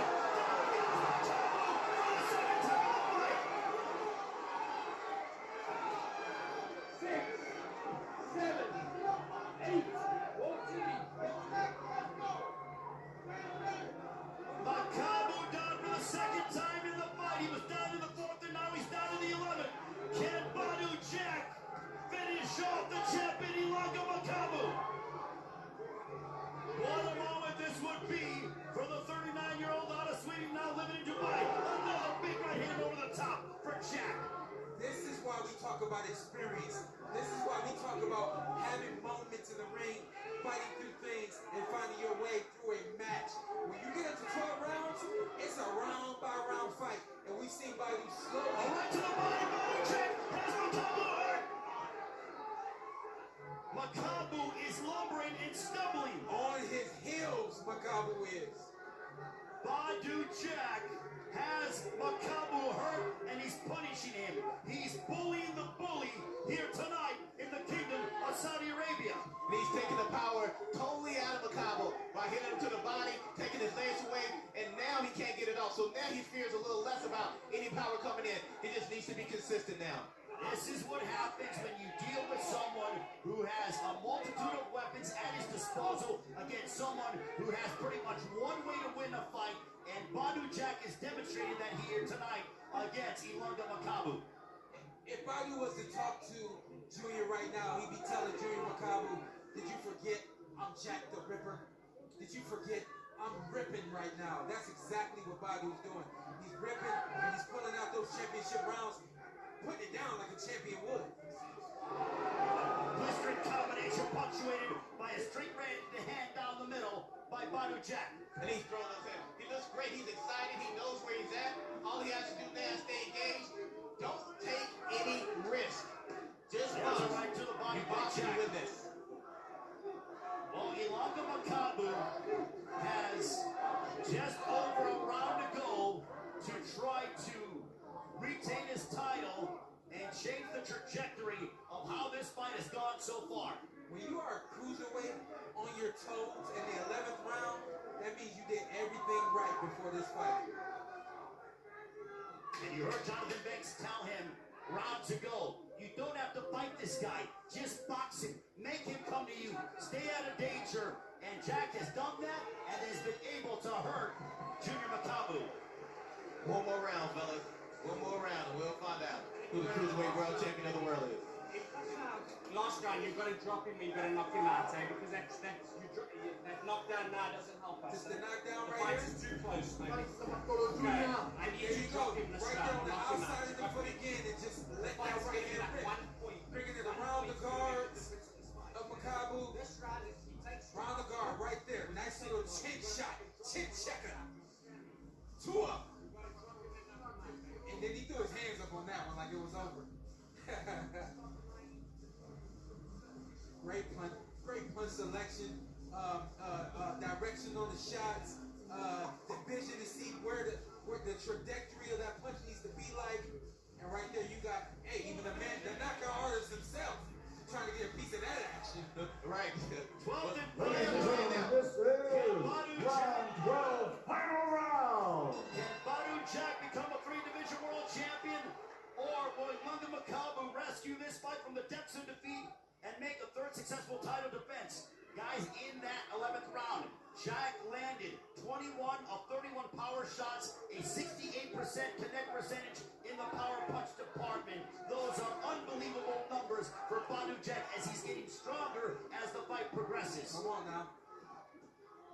Well, Makabu's corner told him, listen, we don't need a knockdown here. We need a knockout. We cannot just put him down. We have to knock him out. They understand the stress in which you're in right now. The question is, can Makabu do it? The question is, though, will Makabu be willing to take those risks after having been put down twice in the fight? He truly doesn't have a choice, but this is big right hand, staggering Makabu. Jack's warming up. Badu Jack looking to top. Badu Jack has been top. A great division for the champion. Badu Jack in the kingdom of Saudi Arabia stops Ilunga Makabu.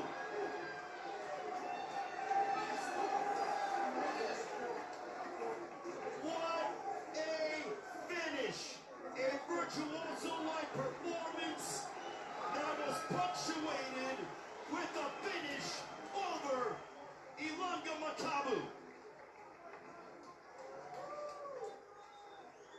What a moment, an emotional moment for Badu Jack and his entire team, his coach, his trainer Jonathan Banks, his entire team. What a performance. Badu Jack ends the night of Ilunga Makabu, and here's how he did it. This is what champions do. You see the movement right there, the consistency, listening to the corner, waiting on your opportunity. There it is, nice overhand right, and then I'm going to go in and finish the show in spectacular form. That's, oh my goodness, that's boxing right there. You got to finish it when that moment comes, and that's what Badu did. Nice overhand right on the top of the forehead. That's how you throw an overhand right. And then Badu not wasting any time.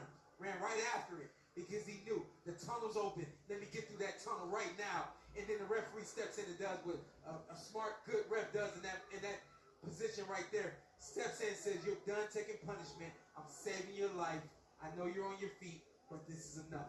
Mark Lyson did a great job, but look at the emotion. Badu Jack as, again, taking a look at just the battering that he gave Ilunga Makabu. Beautiful overhand right, man. I haven't seen overhand rights delivered like that consistently throughout this fight. I mean, I've not seen overhand rights delivered like that in ever. You know, Badu really just overall from the boxing to the outside, taking it to the body, letting it rip when the time came. The overhand rights set all those knockdowns up, and then the finish right there is you can't expect a 39-year-old man to do anything other than that when he's going for number 3. And what you noticed is, when he, at the end of it, he was praying because this is a big thing in the Kingdom of Saudi Arabia. The first Muslim fighter to win a world championship in the Kingdom of Saudi Arabia. This moment is huge, not just for Badu, not just for his legacy, but for the Kingdom of Saudi Arabia as a whole. This is a big-time event for them. History has been made. Both men embrace a sign of respect after the trash talk. Power punch-wise, Makabu 171 of 464 for a 37% connect percentage. Jack 177 of 291 for a 61% connect percentage in the power punch department. What a moment for Badu Jack with his trainer, Badu Jack, not Badu Jack, but also Jonathan Banks, Amir Abdallah, James Lockwood, Mike Basil, the entire team. Badu Jack proving that age is but a number. And for the obviously disappointed one Ilunga Makabu, he obviously has to go back to the drawing board, but my goodness, tonight belongs to that man, Badu Jack the Ripper. To make it all official, we send it up to the Hall of Famer. Here is Michael Buffer. Ladies and gentlemen, referee Mark Lyson has to step in and call a halt to this contest. The official time, 54 seconds of the 12th and final round.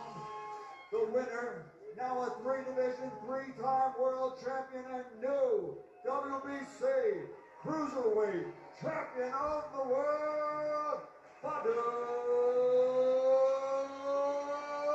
Jack the Ripper! You see Fred Talent putting the title on Badu Jack the Ripper. Devin Haney showing his support. Badu Jack making history here, becoming the first Muslim to win a world title here in the Kingdom of Saudi Arabia. And Sean, history has indeed been made here tonight. This is why we decided to turn pro. This is why we have the goals and the aspirations that we have for moments like this.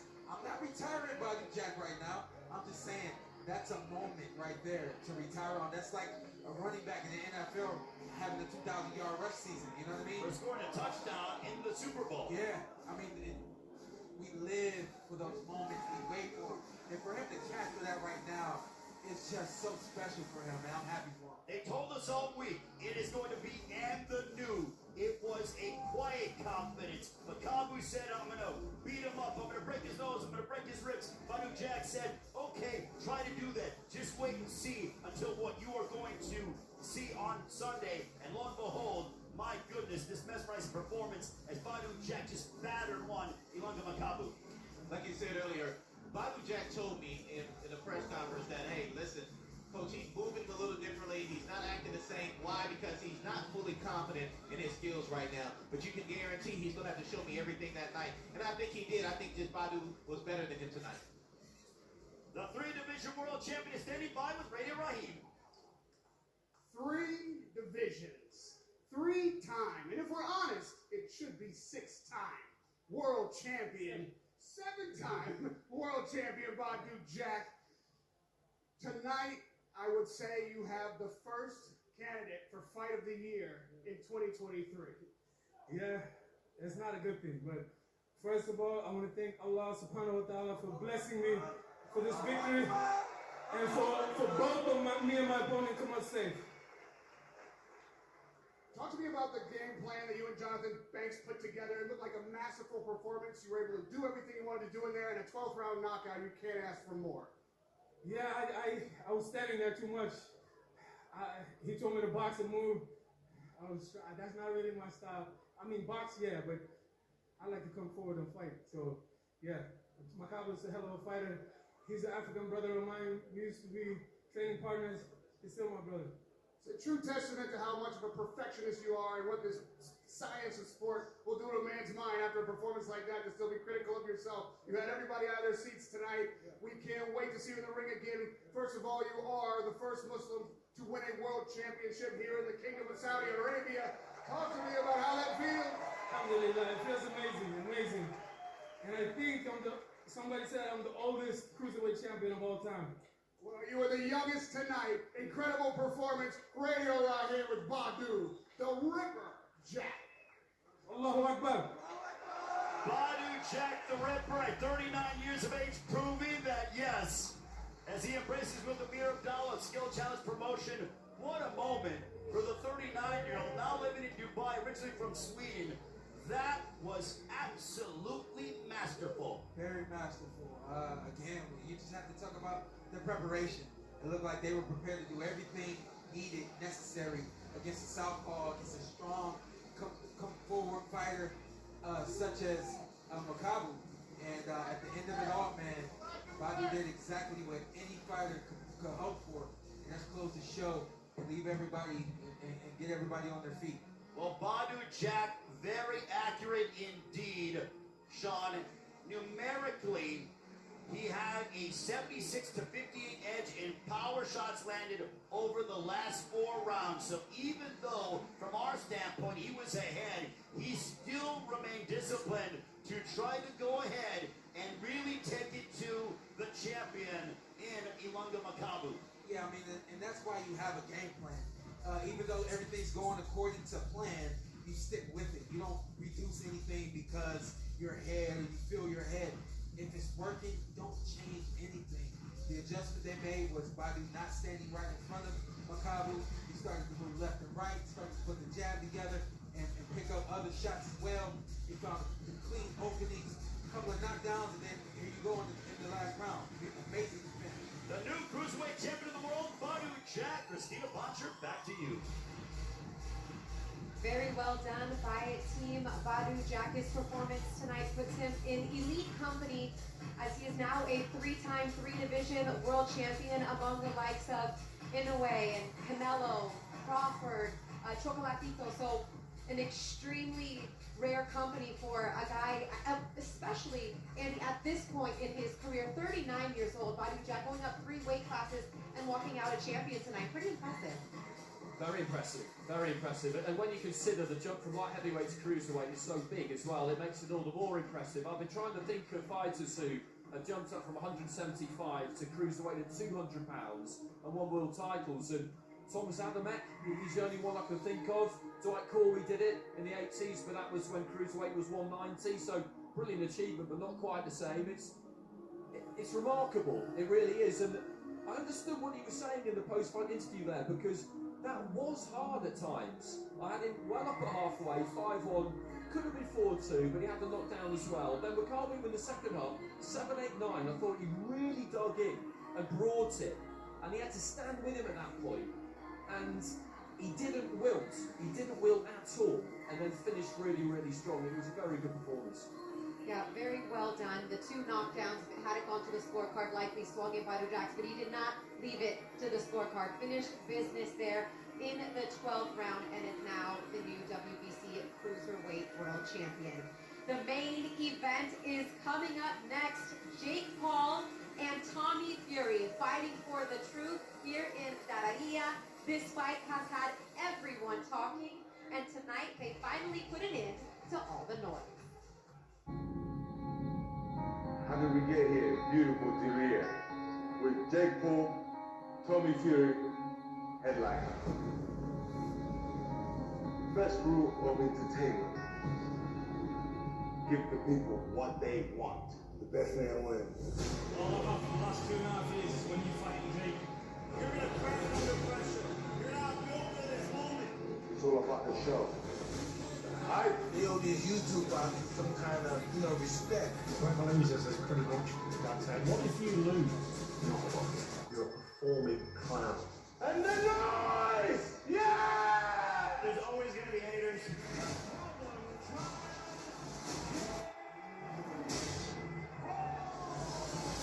Tommy TNT Fury! This fight is plenty noisy. You are a YouTuber. You ain't a boxer, man. I, Jacob Joseph Paul, will knock out Tommy Fury. I have won the lottery. I think you're Emma's gonna throw in the towel. So, ladies and gentlemen, we come to that moment of truth. The people have spoken. The kingdom of Saudi Arabia has delivered. When the bell sounds, let's go do it. Delicious. Talk is over. It's time for the truth. Well done, Derek Chisora. He could come up here and take a mic and do our job on the voiceover there on that video feature. I'm joined here at the desk by Amir Abdullah.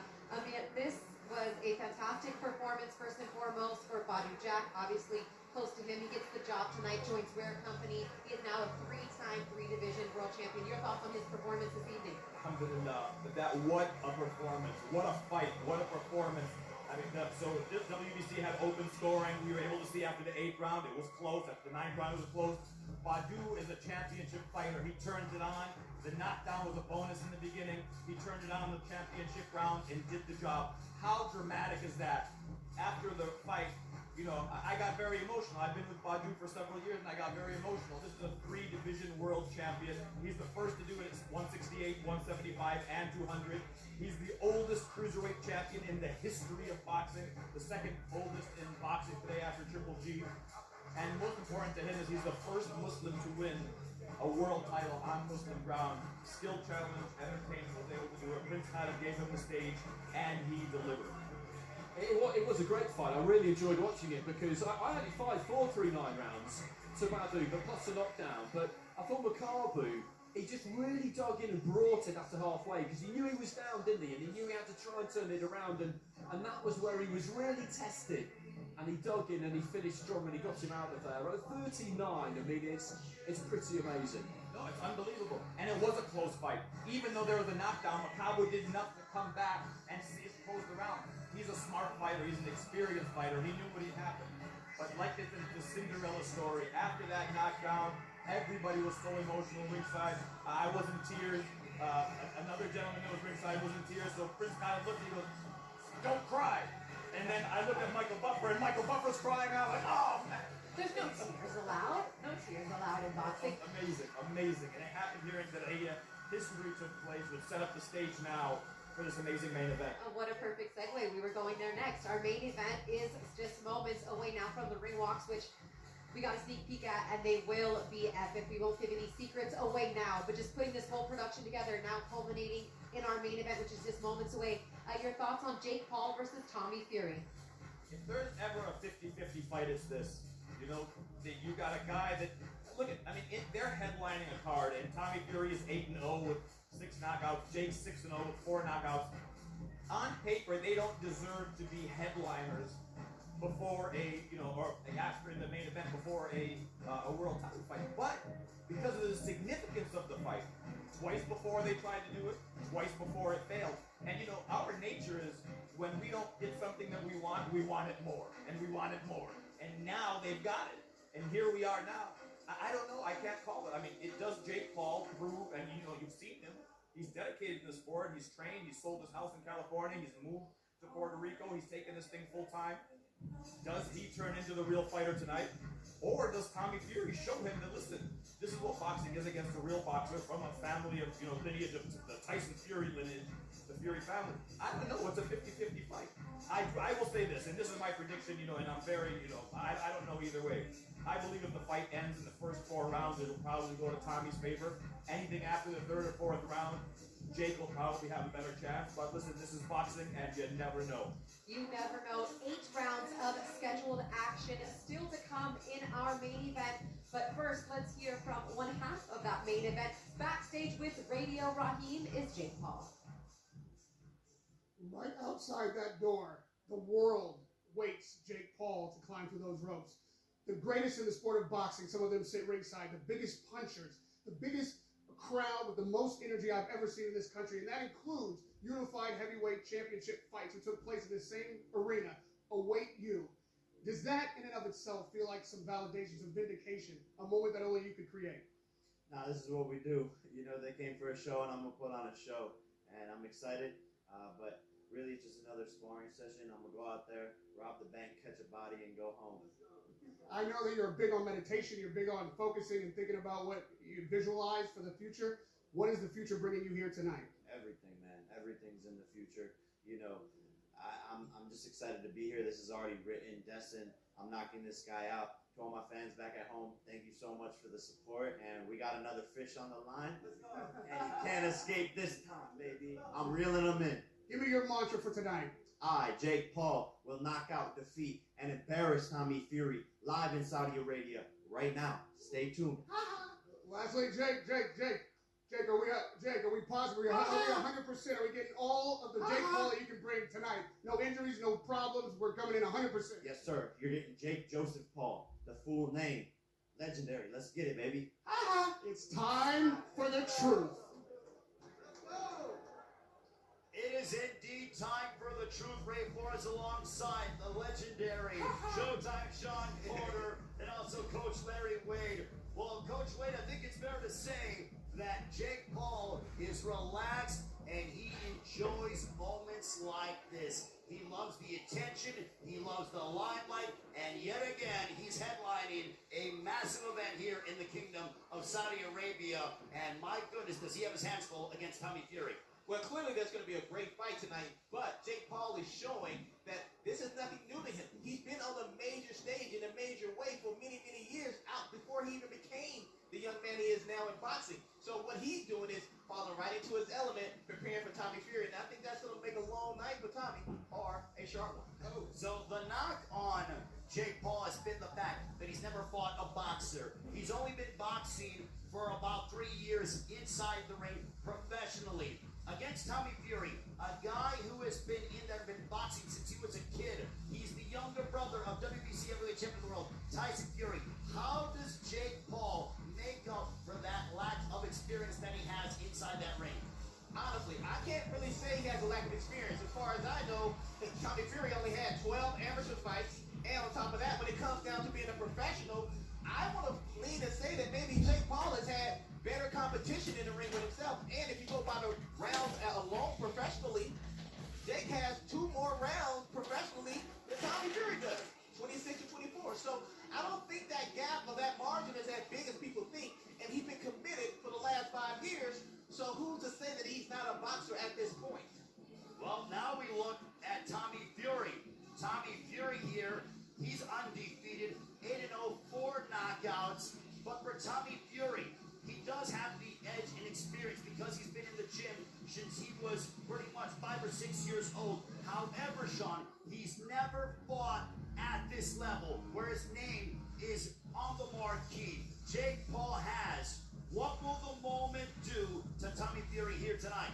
You know, you can't ignore this moment. I think that this is a very big moment for Tommy Fury. I think that, or I would hope that his family can gather around him and give him their energy and help him weather the storm of the moment that's coming to him right now. Once you get in the ring, get the ring walk out of the way, things like that, that bell rings, you go on an autopilot, everything that you've trained for and worked at doing, it all starts to resonate and show itself. And so I do believe that Tommy Fury is going to be prepared. I do, yes, believe that this is the first true boxer that Jake Paul is getting in the ring with. But Jake Paul is a boxer himself. Let's not ignore that. We have 2 boxers fighting tonight. And I think that this is the first time that we've had that for Jake Paul. So that being said, I do expect Tommy to come out strong. And I do agree with Amir. The first couple of rounds could belong to Tommy Fury. Let's take a look at our rules for our main event. It's time for the truth. There's a 10-point must system, no 3 knockdown rule. There is a result after the bell to start the 5th round. Fighter cannot be saved by the bell in any round. Only the referee can stop the fight. And for our main event, instant replay is available. Wherever you're joining us around the world, we are honored to be here in the Bahia, Saudi Arabia. It is now time for the truth. Both men are undefeated. It's Jake Paul. It's Tommy Fury. It's time for the truth.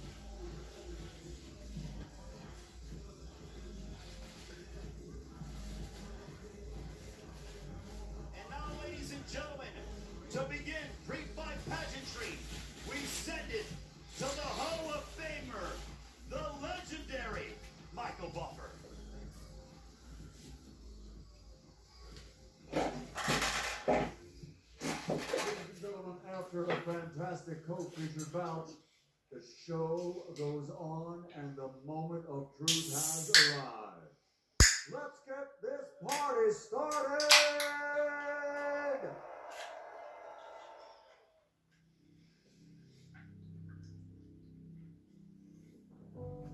What is a fighter?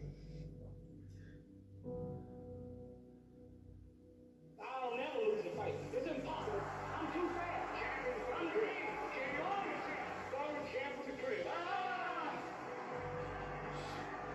My opinion of a fighter is somebody that's willing to give up every luxury of his life to accomplish his goals, his life, his happiness, everything.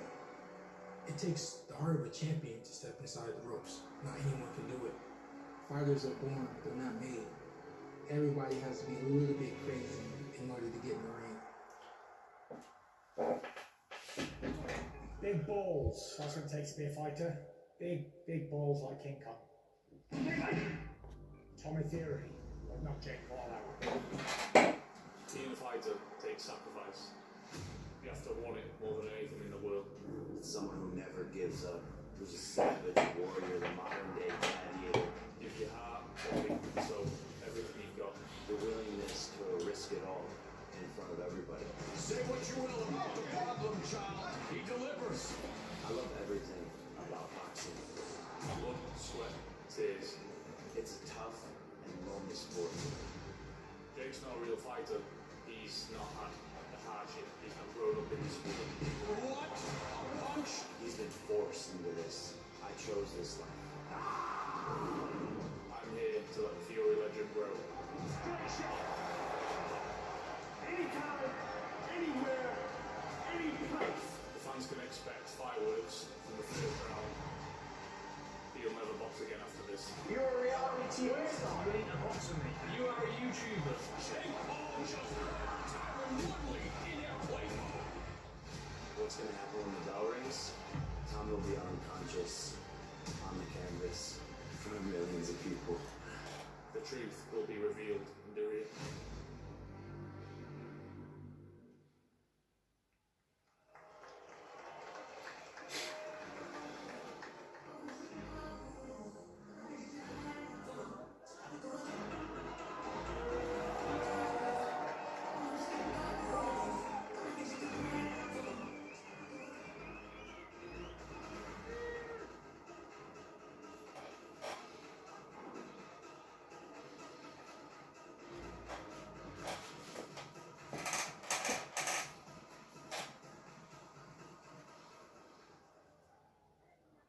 And now, the trash talk is over. The interviews are over. It's time to step into the ring. Coming to the ring first, Tommy TNT Fury.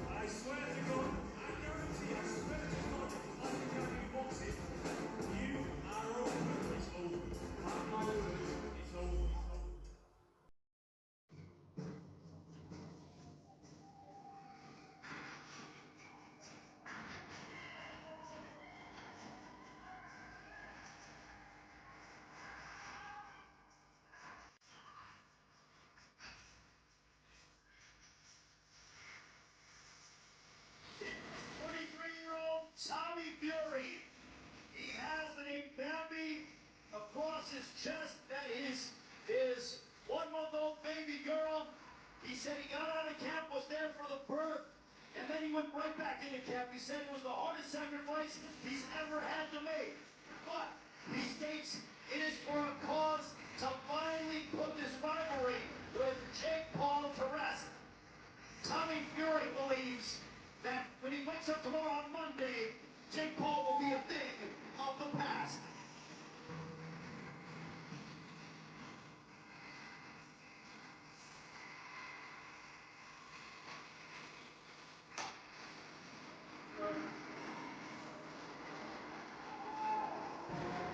Are the fighting Fury family.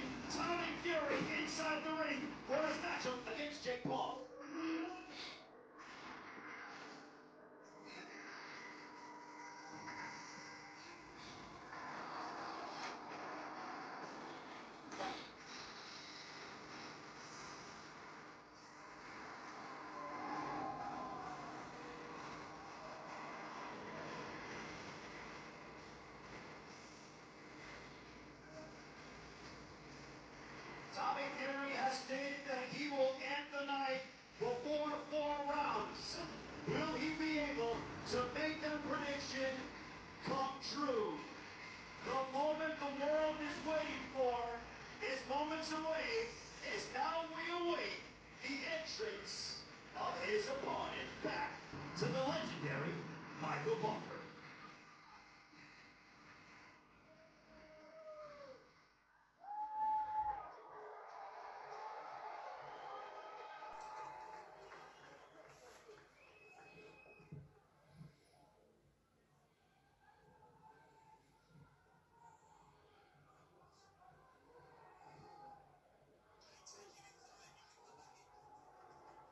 So Jake Paul, with some theatrics, taking his time coming out of the dressing room area, obviously trying to play some mind games with Tommy Fury. Mike Tyson, he is reveling in this, and I guess we waited over 2 years. What does it hurt to wait another 2 minutes? No. We don't want Tommy getting cold. Okay, we talked about this earlier. That's messed up, man. But that is high-level prize-fighting theatrics. None of this is a surprise to any of us. Sean Porter, you and I both know when you get to this level, it's mental warfare as well as what you can do physically. What Jake Paul is doing and what Jake Paul has always done. Got underneath people's skin and gave them an opportunity to figure out if they can handle that or not. So we did the ring walk yesterday. It's about a 3.5 to 4 minute ring walk. You see the security guards are still in the dressing room area, and the fans are starting to boo here in Daraya, Saudi Arabia, but I think that's just Jake being Jake. I was gonna say, don't boo. It's gonna take even longer, so don't boo. Well, now here he comes, the problem child. There is his father, BJ Flores, one of his trainers. Showtime, baby. Showtime. There is a lot of confidence in the dressing room area with Jake Paul, 26 years of age. I asked him yesterday at the weigh-in, did you ever think in just your 7th pro fight that you would get to a level like this? Main eventing a global pay-per-view here in the Kingdom of Saudi Arabia? He emphatically said, absolutely. Yeah, I believe it 100%. He knows where he came from, and he knows what he wanted to do in this sport was nothing less than a moment like this. At this specific time. Jake Paul is a mastermind of mind games. He loves to do that. And that's exactly what he's doing, but now he makes his walk as he prepares for the biggest test of his professional career. The world is probably saying, finally, he's going to fight a boxer. He spelled problem wrong. You see that? I think That's on he's purpose. That's on purpose. Oh. He does that all the time. Oh. Come on, Sean Porter. Well, Jake Paul very focused indeed. Tommy Fury wanted an 18-foot ring, which is probably the smallest professional boxing ring we've seen at a high-level prize fight. Jake Paul said, no problem. Jake Paul says, I've been looking for this fight for 2 years. Finally, it is upon us.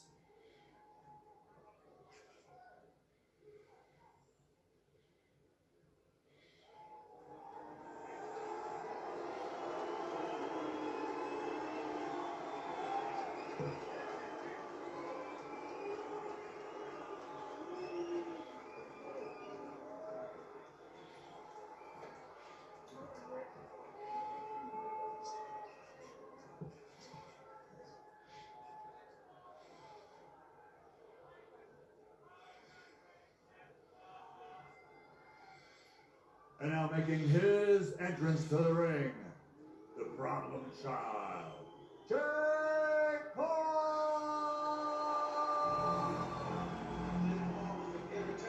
And not a boxer, a 100-pound boxer, this is Jake Paul, a boxer with everything.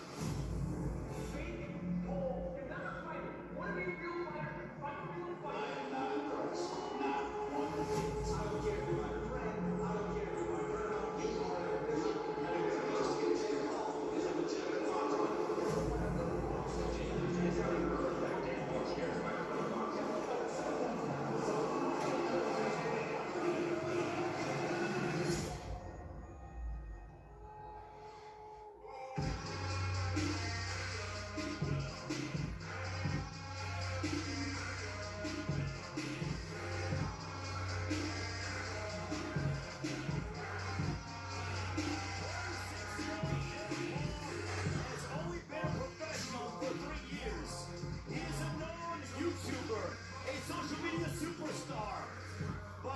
has continued in his ascension, claiming that he is going to disrupt boxing. But lo and behold, tonight he faces the stiffest opposition on paper of his career.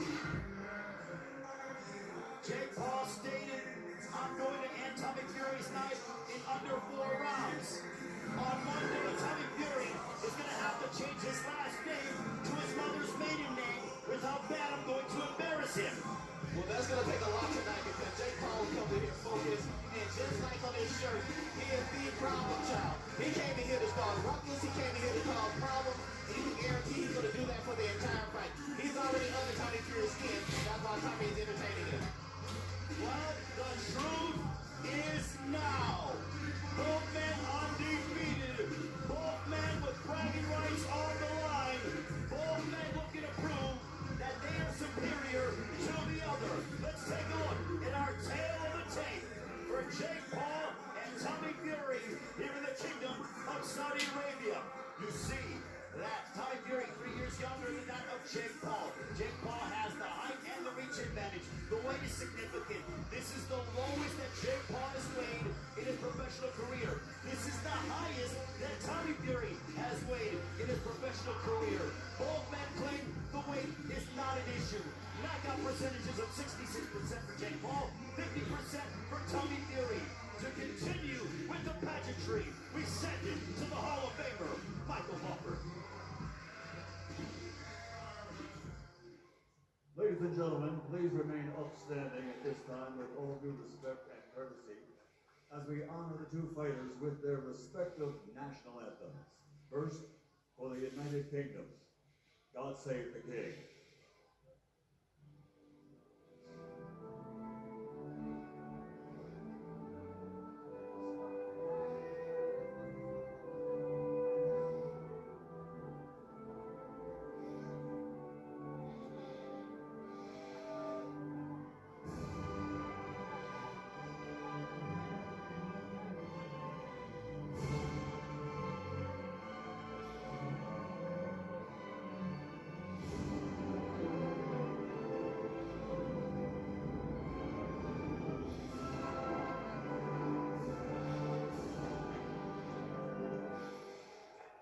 And now, ladies and gentlemen, the national anthem for the United States of America, the Star-Spangled Banner.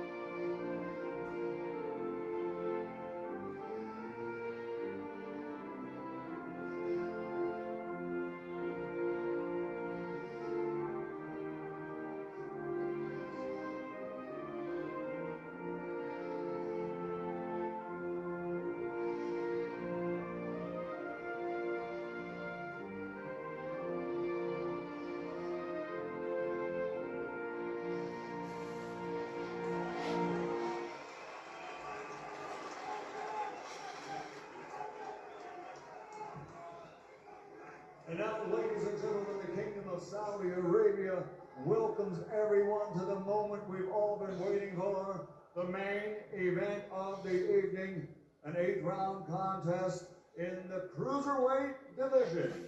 It's a presentation of the Saudi Arabia Ministry of Sport and Skill Challenge and Entertainment Enterprises, sanctioned by the Middle East Professional Boxing Commission, Commissioner Jose Mahon. On the line, the WBC Fury Championship belt, WBC President Mauricio Suleiman. The officials for this contest, Supervisor at ringside from Ireland, Kevin Noon. From Ireland, the timekeeper, Alexander McKenzie. The 3 judges scoring, From Mexico, Omar Mitun. From the United States, Mike Ross. And from Belgium, Daniel Vandeville. And the referee in charge of the action from Panama, Hector Apu. And now, ladies and gentlemen, 8 rounds of boxing. This is in the cruiserweight division. You know the belt that's on the line. So, from the Kingdom of Saudi Arabia, let's get ready to rumble!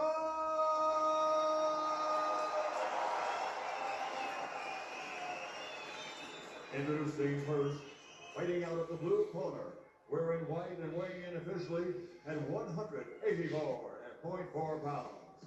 His professional record is a perfect one. 8 fights, 8 victories, 4 big wins by knockout. From out of Manchester, England, from a family of boxing royalty, he is Tommy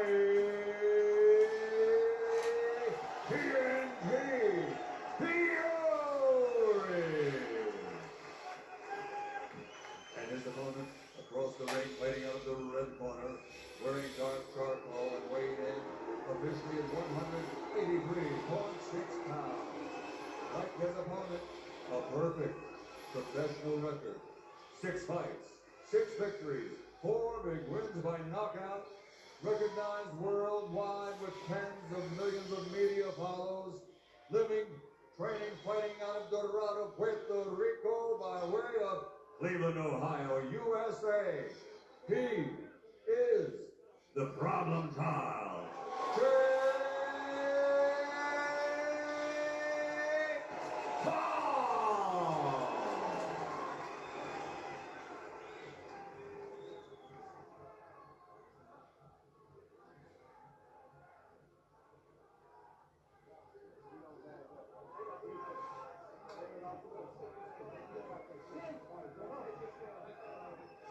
You hear what he just said?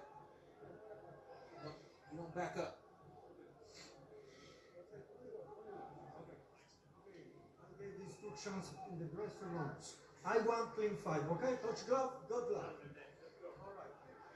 The moment has arrived. The world is watching. Jake Paul, Tommy Fury, both men undefeated.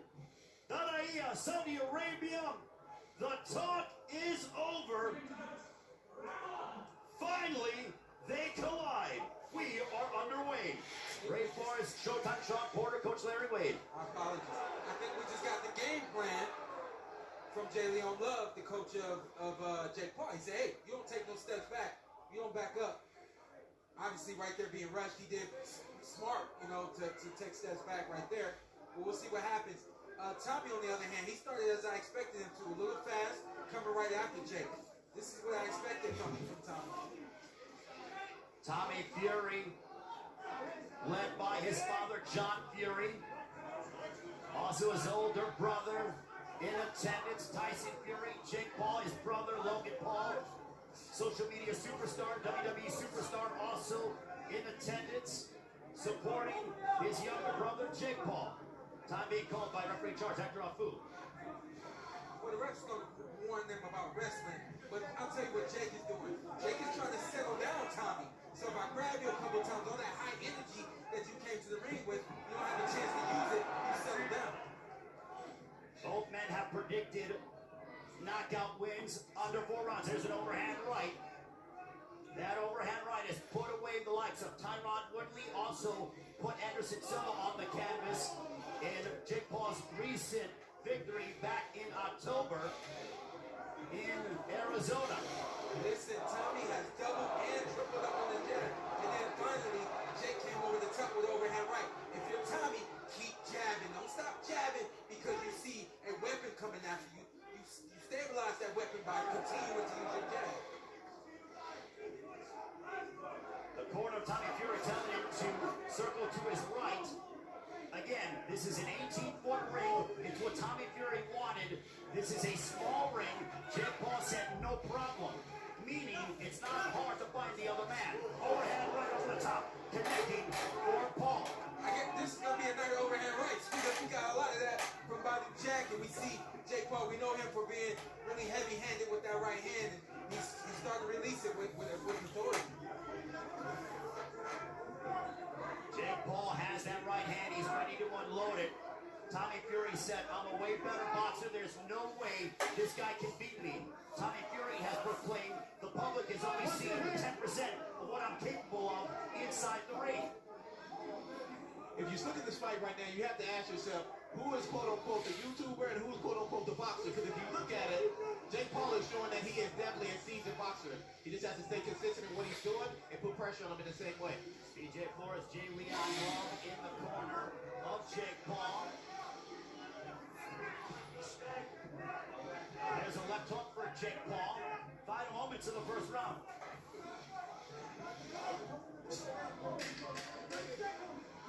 Jake Paul using his jab. As we near a right hand to the body by Paul. Back to Tommy Fury. Towards the end of the first round. The action heating up here in Saudi Arabia. Start moving in now. What's the 11? He's got nothing. You feel good? He's took the back punch off him. Nothing. What you do is slow your jump down. Let's wait inside. What you need to do is hands high, step in with power, step in with a jab. Step in with a jab is fine. When you're inside, Nice finish right here. This is how you close the round. Tommy Fury heard the clap. He ran right after Jake Paul. If anything, he's still the round there. One big punch landed in that round from Jake Paul was overhand right. But then here's the finish right here. This is what you do. You give the judges the last impression. Now they remember what you did. They remember you backing Tommy up. Excuse me, you backing Jake up. They remember you landing shots. They remember you wanting to win that round. Well, during that sequence, Tommy Fury landed a left hook and then continued to pursue Jake Paul, and then he landed a right hook right on the jaw of Paul. Round number 2 begins between Jake Paul and Tommy Fury. Of Fury's, all of his knockouts have come in 2 rounds or under.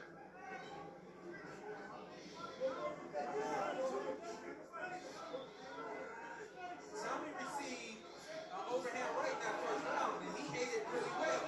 What he can't afford to do is keep that jab hand down after releasing it, because we know the punch right there. We know that an overhand right is coming from Jake Paul, especially in a moment like that right there. Tommy Fury said while Jake Paul was on the Disney Channel, he was in camp learning as an amateur, getting his lumps in, sparring with heavyweights that his brother Tyson Fury was sparring with in preparation for his professional fights. Jumping right hand by Tommy Fury. Good work right there from Tommy Fury. And just a great counter jab right there from Jake Paul. But listen to me right now. Tommy's doing a really good job of controlling this 8-foot ring. What he can't afford to do is continue to move to the left into the direction of an overhand right. Jake Paul very relaxed indeed. He needs a stiff jab from Tommy Fury. Jake Paul actually told Tommy Fury, bet your purse. If you beat me, I will double your purse. If you lose to me, you get nothing. Still no word if that's official or not. There's a right hand down the center by Tommy Fury. Glancing shot. And I want to say this again, just so that it's clear. During this fight, just because a fighter is moving does not mean that that fighter is afraid to fight, and it doesn't mean that that fighter is running. What Tommy is doing is he's staying out of the reach of Jake Paul, and he's setting up his jab, and he's working off of that. That's what he's supposed to do in this fight. I'll box the YouTube. There's a left hook blocked by Jake Paul. 100 minutes to go in the second round. Jake Paul has sparred the likes of Andrew Tweedy overhand right. Also John Pascal has been in and sparring all over the United States. Overhand right by Paul. Now they tie up. Hector Alfu will separate them. That overhand right is starting to find a home. Jake needed some kind of rhythm to get started, and now he's setting up with jab, face, and overhand right. That'll get him back into this fight. Both men seem to be relaxed. A stick jab by Tommy Fury. We call it fast chess. What does that mean? Tommy, you got hit with 2 overhand rights in a row. Calculate what happened, and don't let it happen again.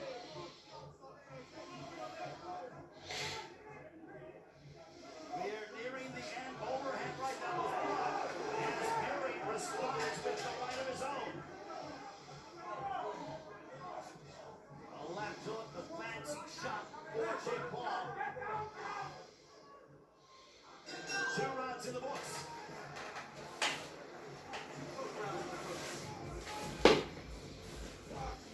There, baby, good.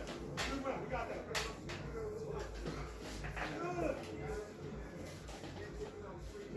Okay.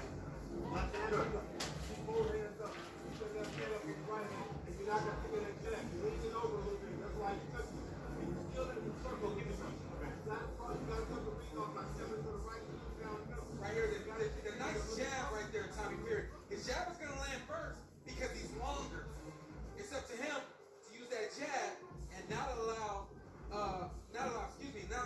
Jake Paul to get confident like that right there and stay in there, eat the jab so that I can deliver overhand right.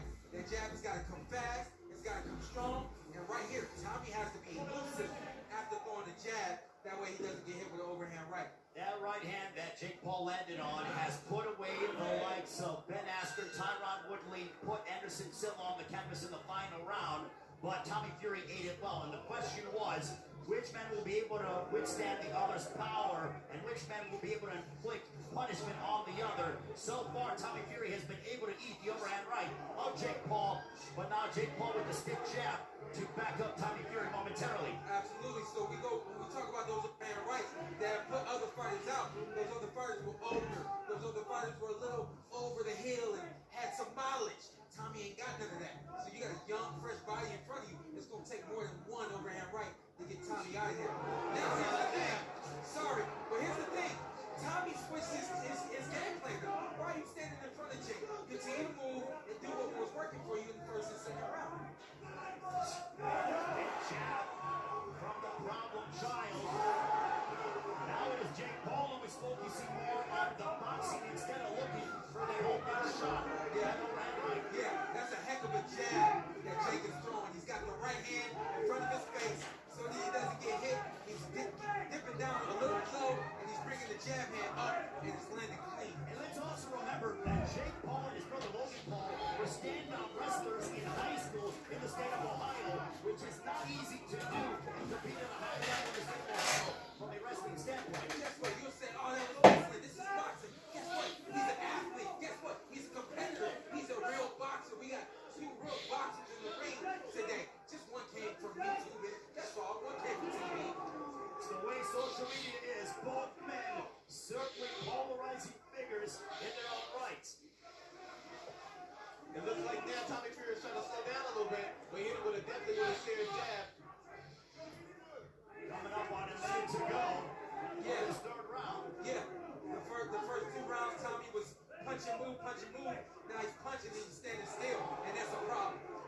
Nice hook right there from Jake Paul. Tommy Fury's 8 opponents, 2 of them have had winning records. So Jake Paul said, you want to look at my record, who I fought, well, who you fought. Only 2 of your opponents have had winning records. Yeah. I don't think the record really means much. It matters what you do against those guys. Styles make fights and overhand right on the temple. Connecting for Jake Paul. Time ain't called by Hector Abu. Yeah, Jake right there just tried to hit his head on Tommy. Just kind of rubbed his head over Tommy's head. It's a veteran move right there. Well, when you work with the likes of PJ Flores, also Jalen Love, and the entire team that Jake Paul has with him, you pick up a few things or two. Absolutely. Jake Paul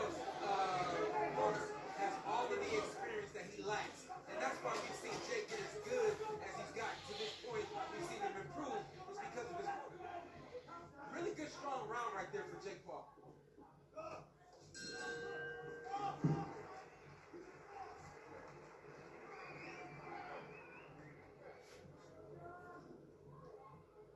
Logan Paul, this is a stage that you've been on before in Saudi Arabia. You're the first Paul to make a huge splash here. What was the last thing that you said to Jake before he came out tonight? I said, Jake, I love you. I'm not going to give you a big speech. I know you got this, but either come back victorious or come back on your shield. I love you, bro. I love you too, man. How do you feel like he's doing so far in the fight? He's doing great. I think the first 2 rounds were close. He definitely got that last round. Tommy, if you can hear me, you a bitch, bro, and you gas it out. You a bitch. The whole Fury family a bitch. He's not the only top. Hey!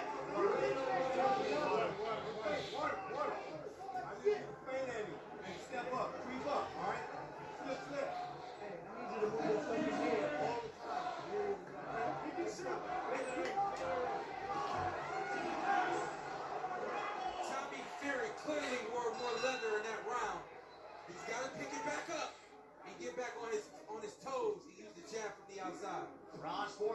scheduled for 8. Logan Paul with some strong words for the Fury family. I looked over at them and didn't seem to shake them. No one seemed to acknowledge what Logan Paul said.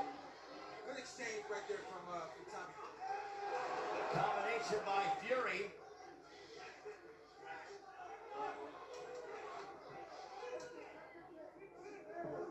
You got to be able to read your opponent. If you read, if you know what you're looking at, you can see the punches coming from Jake. You can tell when it's going to be a jab or a lead hook or an overhand right. So you're saying Jake is telegraphing his shots? Absolutely.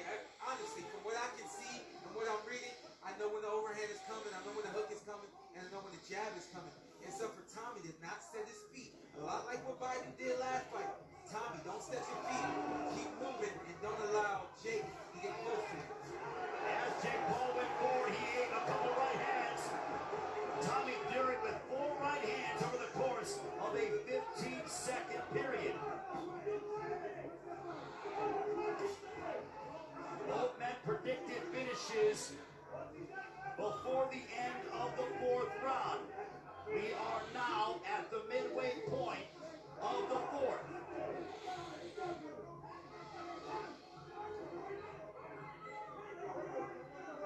This is good boxing. That's the experience right here from Tommy. This is probably a Tommy Fury that nobody expected right now. What about you, Tommy? What about you, Wade?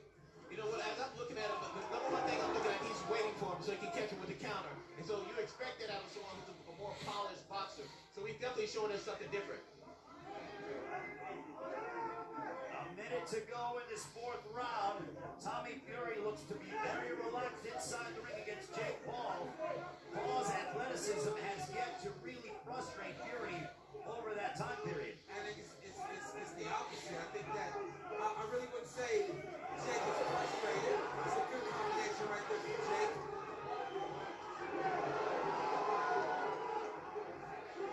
Tommy's comfortable in there right now. Tommy's comfortable in there right now. He's in his rhythm. He knows what he's looking at. He's trying to time Jake. And he turned the tables. Again, the movement is what's giving Jake trouble. Don't stand in front of Jake and allow him to punch. Keep moving. It's okay. Final moments of the 4th round between Jake Paul and Tommy Fury. There's a right hand that hit the back of the head. Hector Afu gonna call time.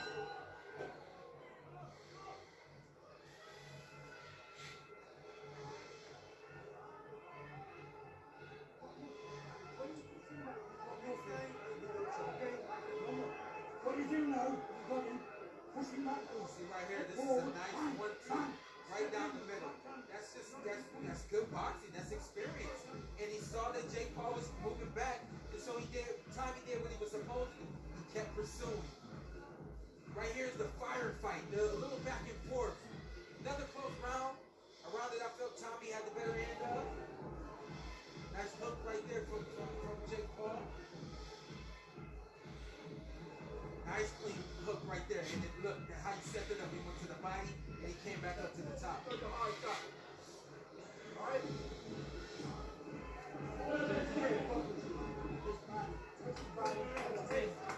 Take a look at punches. Tommy Fury has landed 44, thrown 157. Jake has thrown nearly less than half of that. 82 only landed 27. So Tommy Fury is clearly being the busier of the two. You got to be busy. When you're in the ring with someone who doesn't have experience, you throw a whole lot at him, you know? And when you have opportunities, you throw the whole kitchen sink at him. Right here, this is where Tommy wins. You lead him with the jab, backing Jake up, and not allowing Jake to set up that right hand and come off of his back foot with a big punch. So much for that prediction from both men, stating the fight will not enter the 5th. We are now into that round. Hey, let's keep it real. Both these guys know what they got to do. And this is a 50-50 fight. When you have a 50-50 fight, no, it doesn't go. It goes more than 5 rounds, more than 4 rounds. Because it's 50-50. Both of these guys are trying to set things up and land a big shot. I don't disagree with what you're saying. You can see the separation. And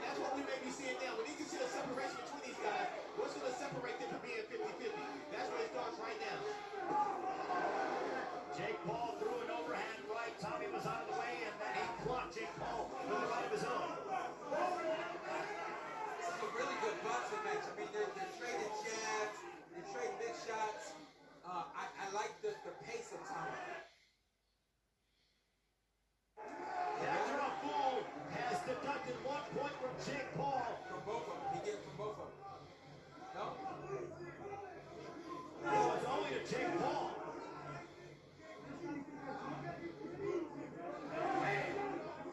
To my knowledge, he just deducted a point from Jake Paul, not Tommy Fury, because he would have to go to the judges with Coleman. He only did it with Jake Paul. That's right. That's set. That one to Tommy Fury. Fury got his hurt. That overhand right. That overhand right still finds a home. Even late, they made no adjustments to that. But Jake Paul still can't afford to get overzealous. These moments where, especially you have points taken, you land a big shot, still take your time because Tommy Fury can eat your shots and he can deliver some of his own. Under a minute left here in the fifth.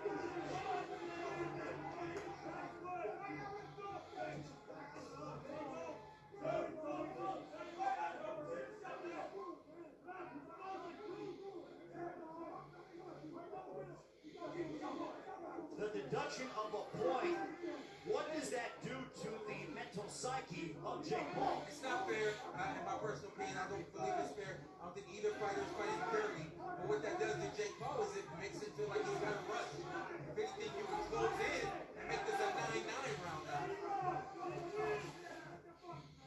I agree with you, Sean. I don't think it's fair either. Both guys were throwing punches at that time. That right hand to give that point away. It was a close fight. That's a big right hand, right on the butt.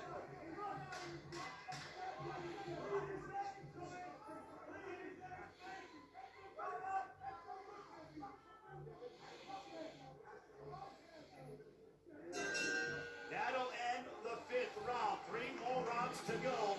Jake Paul deducted a point during that fifth round. Very curious to see how that is significant if it goes to the cards. Let's see what we get here.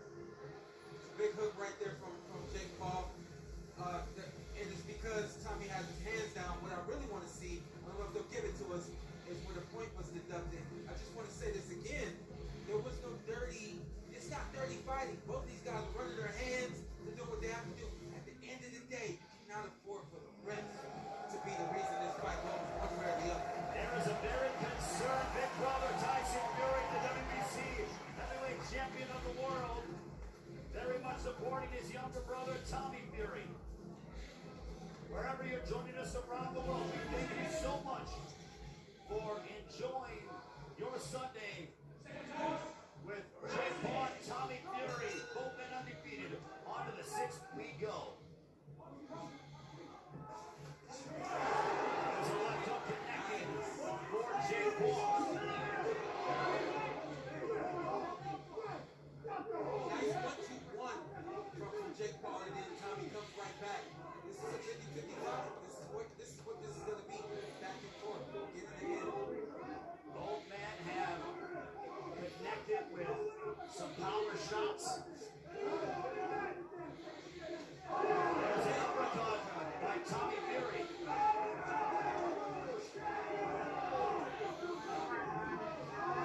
The Fury corner making a lot of noises. Tommy Fury having more success in this sixth round. And that right there is old school. Every time you touch your opponent, if your corner is making noise, that's allowing you to making your opponent know that he got hit. And that's exactly what they need to do right now. Make noise. Now, who's having the best of the moment right now? A right uppercut moments ago that found its destination for Tommy Fury. I like the jab of Tommy. I like the movement of Tommy. What I don't like is that the jab man doesn't come back and he stands right in line after he throws that jab. Even though Jake has landed some overhand rights, they haven't put Tommy down. They haven't had a significant effect on him. Eventually it'll catch up to you. There is a small abrasion. It's not bleeding underneath the left eye of Jake Paul. It is not an open wound, but it is an abrasion, a bruise of sorts underneath the left eye of Jake Paul. Compliments of those right hands from Tommy Fury. I like what Jake did. He just did a double jab. It was slow.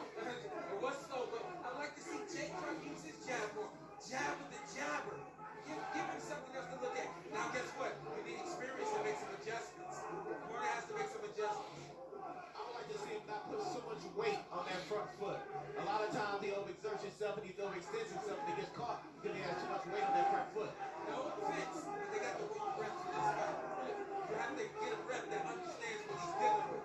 You're dealing with two fighters who are inexperienced and anything can happen.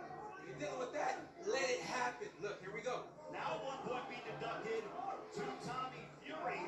So therefore, it is now the wash when it comes to the point deduction from Jake Paul. Yeah, this ref is really in the way. I wouldn't say this ref is trying to be a superhero MVP of this thing, but he's just in the way. He doesn't understand what he's doing. Final moments of the 6th round.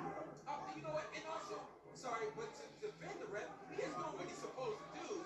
But in this particular situation, there's some things you just have to be a little more lenient with because of forgiving. Exactly, because of what you're dealing with. Yeah.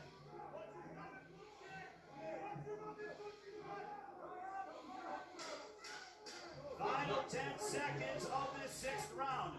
Tommy Fury, a point deduction. Yeah. We're on our way to the 7th.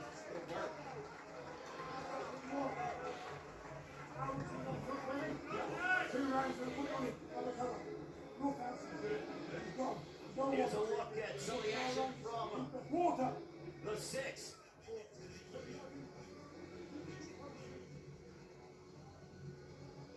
Right uppercut by Tommy Fury. I'm supposed to be talking over this, aren't I? Nice uppercut. I saw that when I watched the fight. Tommy Fury, he knocked the guy out with the uppercut. I said, wow, that's a punch right there. If it lands, might do something for him. Both these guys, man, this is action package back and forth. It's everything that we wanted it to be. It's not the big bang that they said it would be, at least not yet. But it's a good box. Sean, you have a deadlock at 56. Here he is. Punches landed through 6. Jake Paul 40 of 122. Fury 70 of 230. They both start off strong here in the 7th round.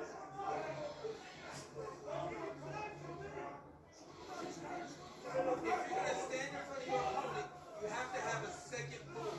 After you punch, there has to be either defense or more punches, or you have to be able to move out of the way. That is the mistake that Tommy is making. He punches and he stands right there in front of you. Right there, he's able to move. That's what it has to be. And for Jake, what is he using? More jabs. Where's your combination? Where's head, body, head? Where's everything I've seen you do in the past? You got to pull all that out now. It's a close fight between these two as Jake Paul continues to pursue Tommy Fury. Back comes Fury, end of the body, back comes Jake Paul. A lot of wrestling. Let's just hope that we don't get another point deduction either way. Yeah, absolutely. Jake Paul seemed to came out with a little bit more energy this round. I think he understands the urgency to try to move forward on this card. This is what we call dirty boxing, but it is a lot. They are punching, grabbing, they are hitting up the ring. Overhand right by Jake Paul. It's what happens when you have guys that styles make fights, and you're going to get a lot of punching and grabbing with these two. Absolutely, yeah, a lot of punching. In between the punches, somebody throws, next person throws, next thing you know, there's a deadlock and there's a hole. Big right hands right there from Tommy Fury. A series of 3 right hands that found their mark over the 23-year-old out of Manchester, England. Coming up on a minute to go in this 7th round. We believe it's a close fight here ringside. I believe it's a really good boxing match. Worth the ticket. These guys are definitely giving us everything we said we wanted. They're fighting, they're boxing, they're entertaining us. This is exactly what we wanted. They're giving the Kingdom of Saudi Arabia everything they want to hear. And guess what? Jake's landing big shots. You don't see Tommy go down. Tommy's young. Jake's been in the ring with older guys. You see Tommy landing punches. Jake's not going down. Guess what? Tommy's been in the ring with guys that can stand up to him. This is a good, competitive 50-50 fight. I told you guys that. I've been saying it all week.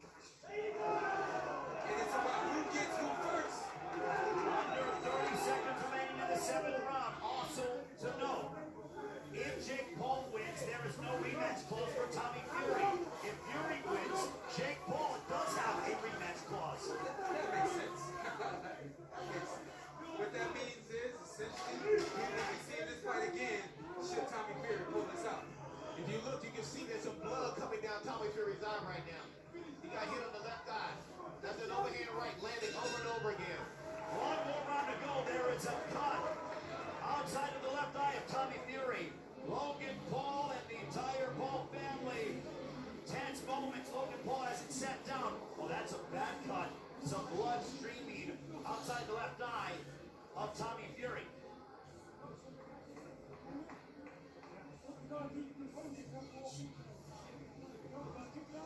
And here's how the cut happened.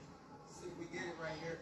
Yeah, right there. One guy coming down, the other guy coming up. Again, nothing on purpose, nothing malicious about anything about this right here. It's just one guy trying to go down the hole, the other guy coming up with some shots. It's boxing, it happens. Guess what, Tommy Fury? Fight through. This is when you get the true experience. Everything that he didn't learn up to this point, he's going to have to master his way through this now. From the Kingdom of Saudi Arabia, this is the main event and final round of the fight. Final round. Eighth and final round between Jake Paul and Tommy Fury. We have this a close fight. Who will prevail here in the Kingdom of Saudi Arabia?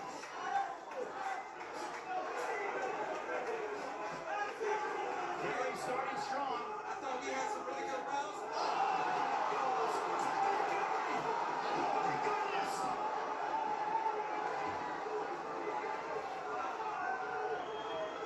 Hector Abdul has room to the knockdown. That could be significant. He did it against Anderson Silva, and he's done it here against Tommy Fury. Punch landed. Even though you slipped, the punch still landed. You were light on your feet, you stepped wrong, you fell down.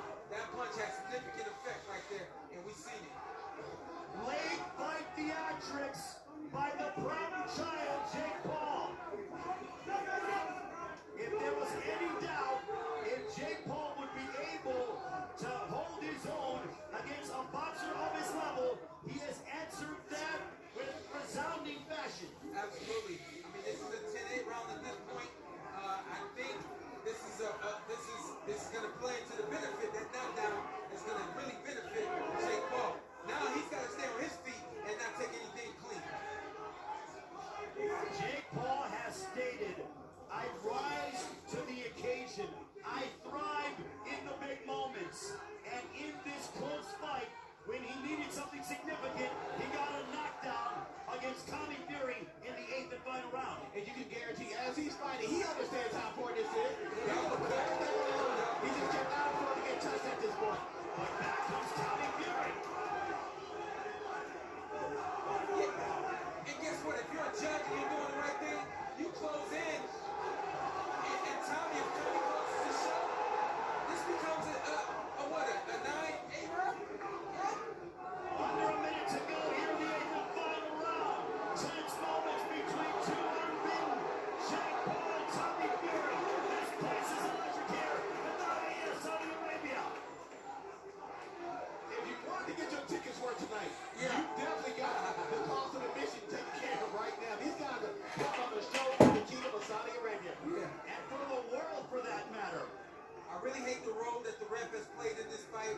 Thought he should have been a little more lenient with some things. Nonetheless, this has been a really good boxing match. And we're almost here at the finish. Let's let it breathe.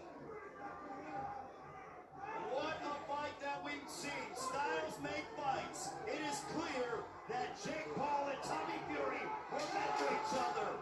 We go towards the final bell.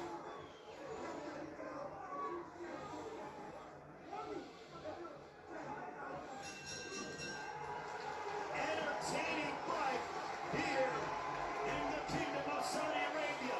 Both men believing that victory is in their immediate future. Tell you what, man, a lot of things you said before a fight. I'm going to do this, I'm going to do that. You may know your opponent's game plan. You may know what they might want to do. But when the fists start flying and it gets hot in there, this was truly a 50-50 match. We saw it round after round. Forget the truth, okay? The truth is, we had two fighters in the ring tonight. The truth is, we saw two fighters lay it all in the ring, and they both did what they had to do to win this fight. So we're looking at the knockdown. That was a knockdown. Let's take a look at it again. Let's have a look here. He did not step on his foot. The jab knocked him down. Absolutely. Was definitely a punch. We see the way the foot comes from underneath him right there. We do see the foot slip. Nonetheless, you got to be strong in a moment like that. And look at Logan Paul and Team Paul erupt. Like I said at the very beginning, it's not what people think. It's going to be a much closer fight than they think. And this is Tommy coming back right here. And I really like the fact that he didn't give up. After that knockdown, he didn't just let that round go away. He said, I got to stay in here and I got to win this fight. Nice, like, back and forth. A lot of clean shots landed by both guys. You can see that both guys are courageous. Both guys have chins. Both guys are in there for it all. Very impressed with both gentlemen. So now the fate of the winner lies in three judges as we take a look at what was a very entertaining 8-round main event here this evening. Tyson Fury there, urging on his brother, just like Logan Paul was urging on his brother. Your three judges in this fight from Belgium: Daniel Vandelay, from Mexico, Omar Mitoun, from the U.S., Mike Ross. They have the distinction of claiming who is going to win this fight. In my estimation, I think the knockdown for Jake Paul in the 8th round solidified the victory for him. Yep. Aerosmith Jr., everybody said it slipped. I knew I didn't slip, but it ended up being the separation in that match. This knockdown right here, I believe, was the separation in this fight. Two questions that were answered. One, Jake Paul can box with a boxer of his caliber. Two, Tommy Fury performed at this level and embraced the moment. With that, we send it up to our ring announcer, Michael Buffer.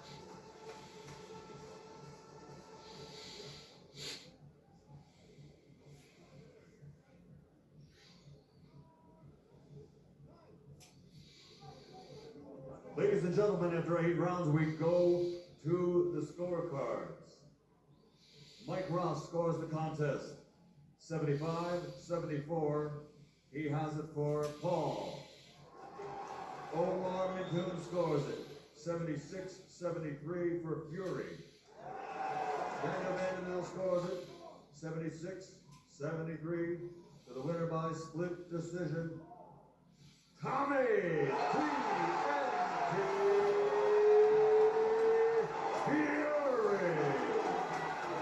Tommy Fury has Jake Paul, the first defeat of his career. Tommy Fury.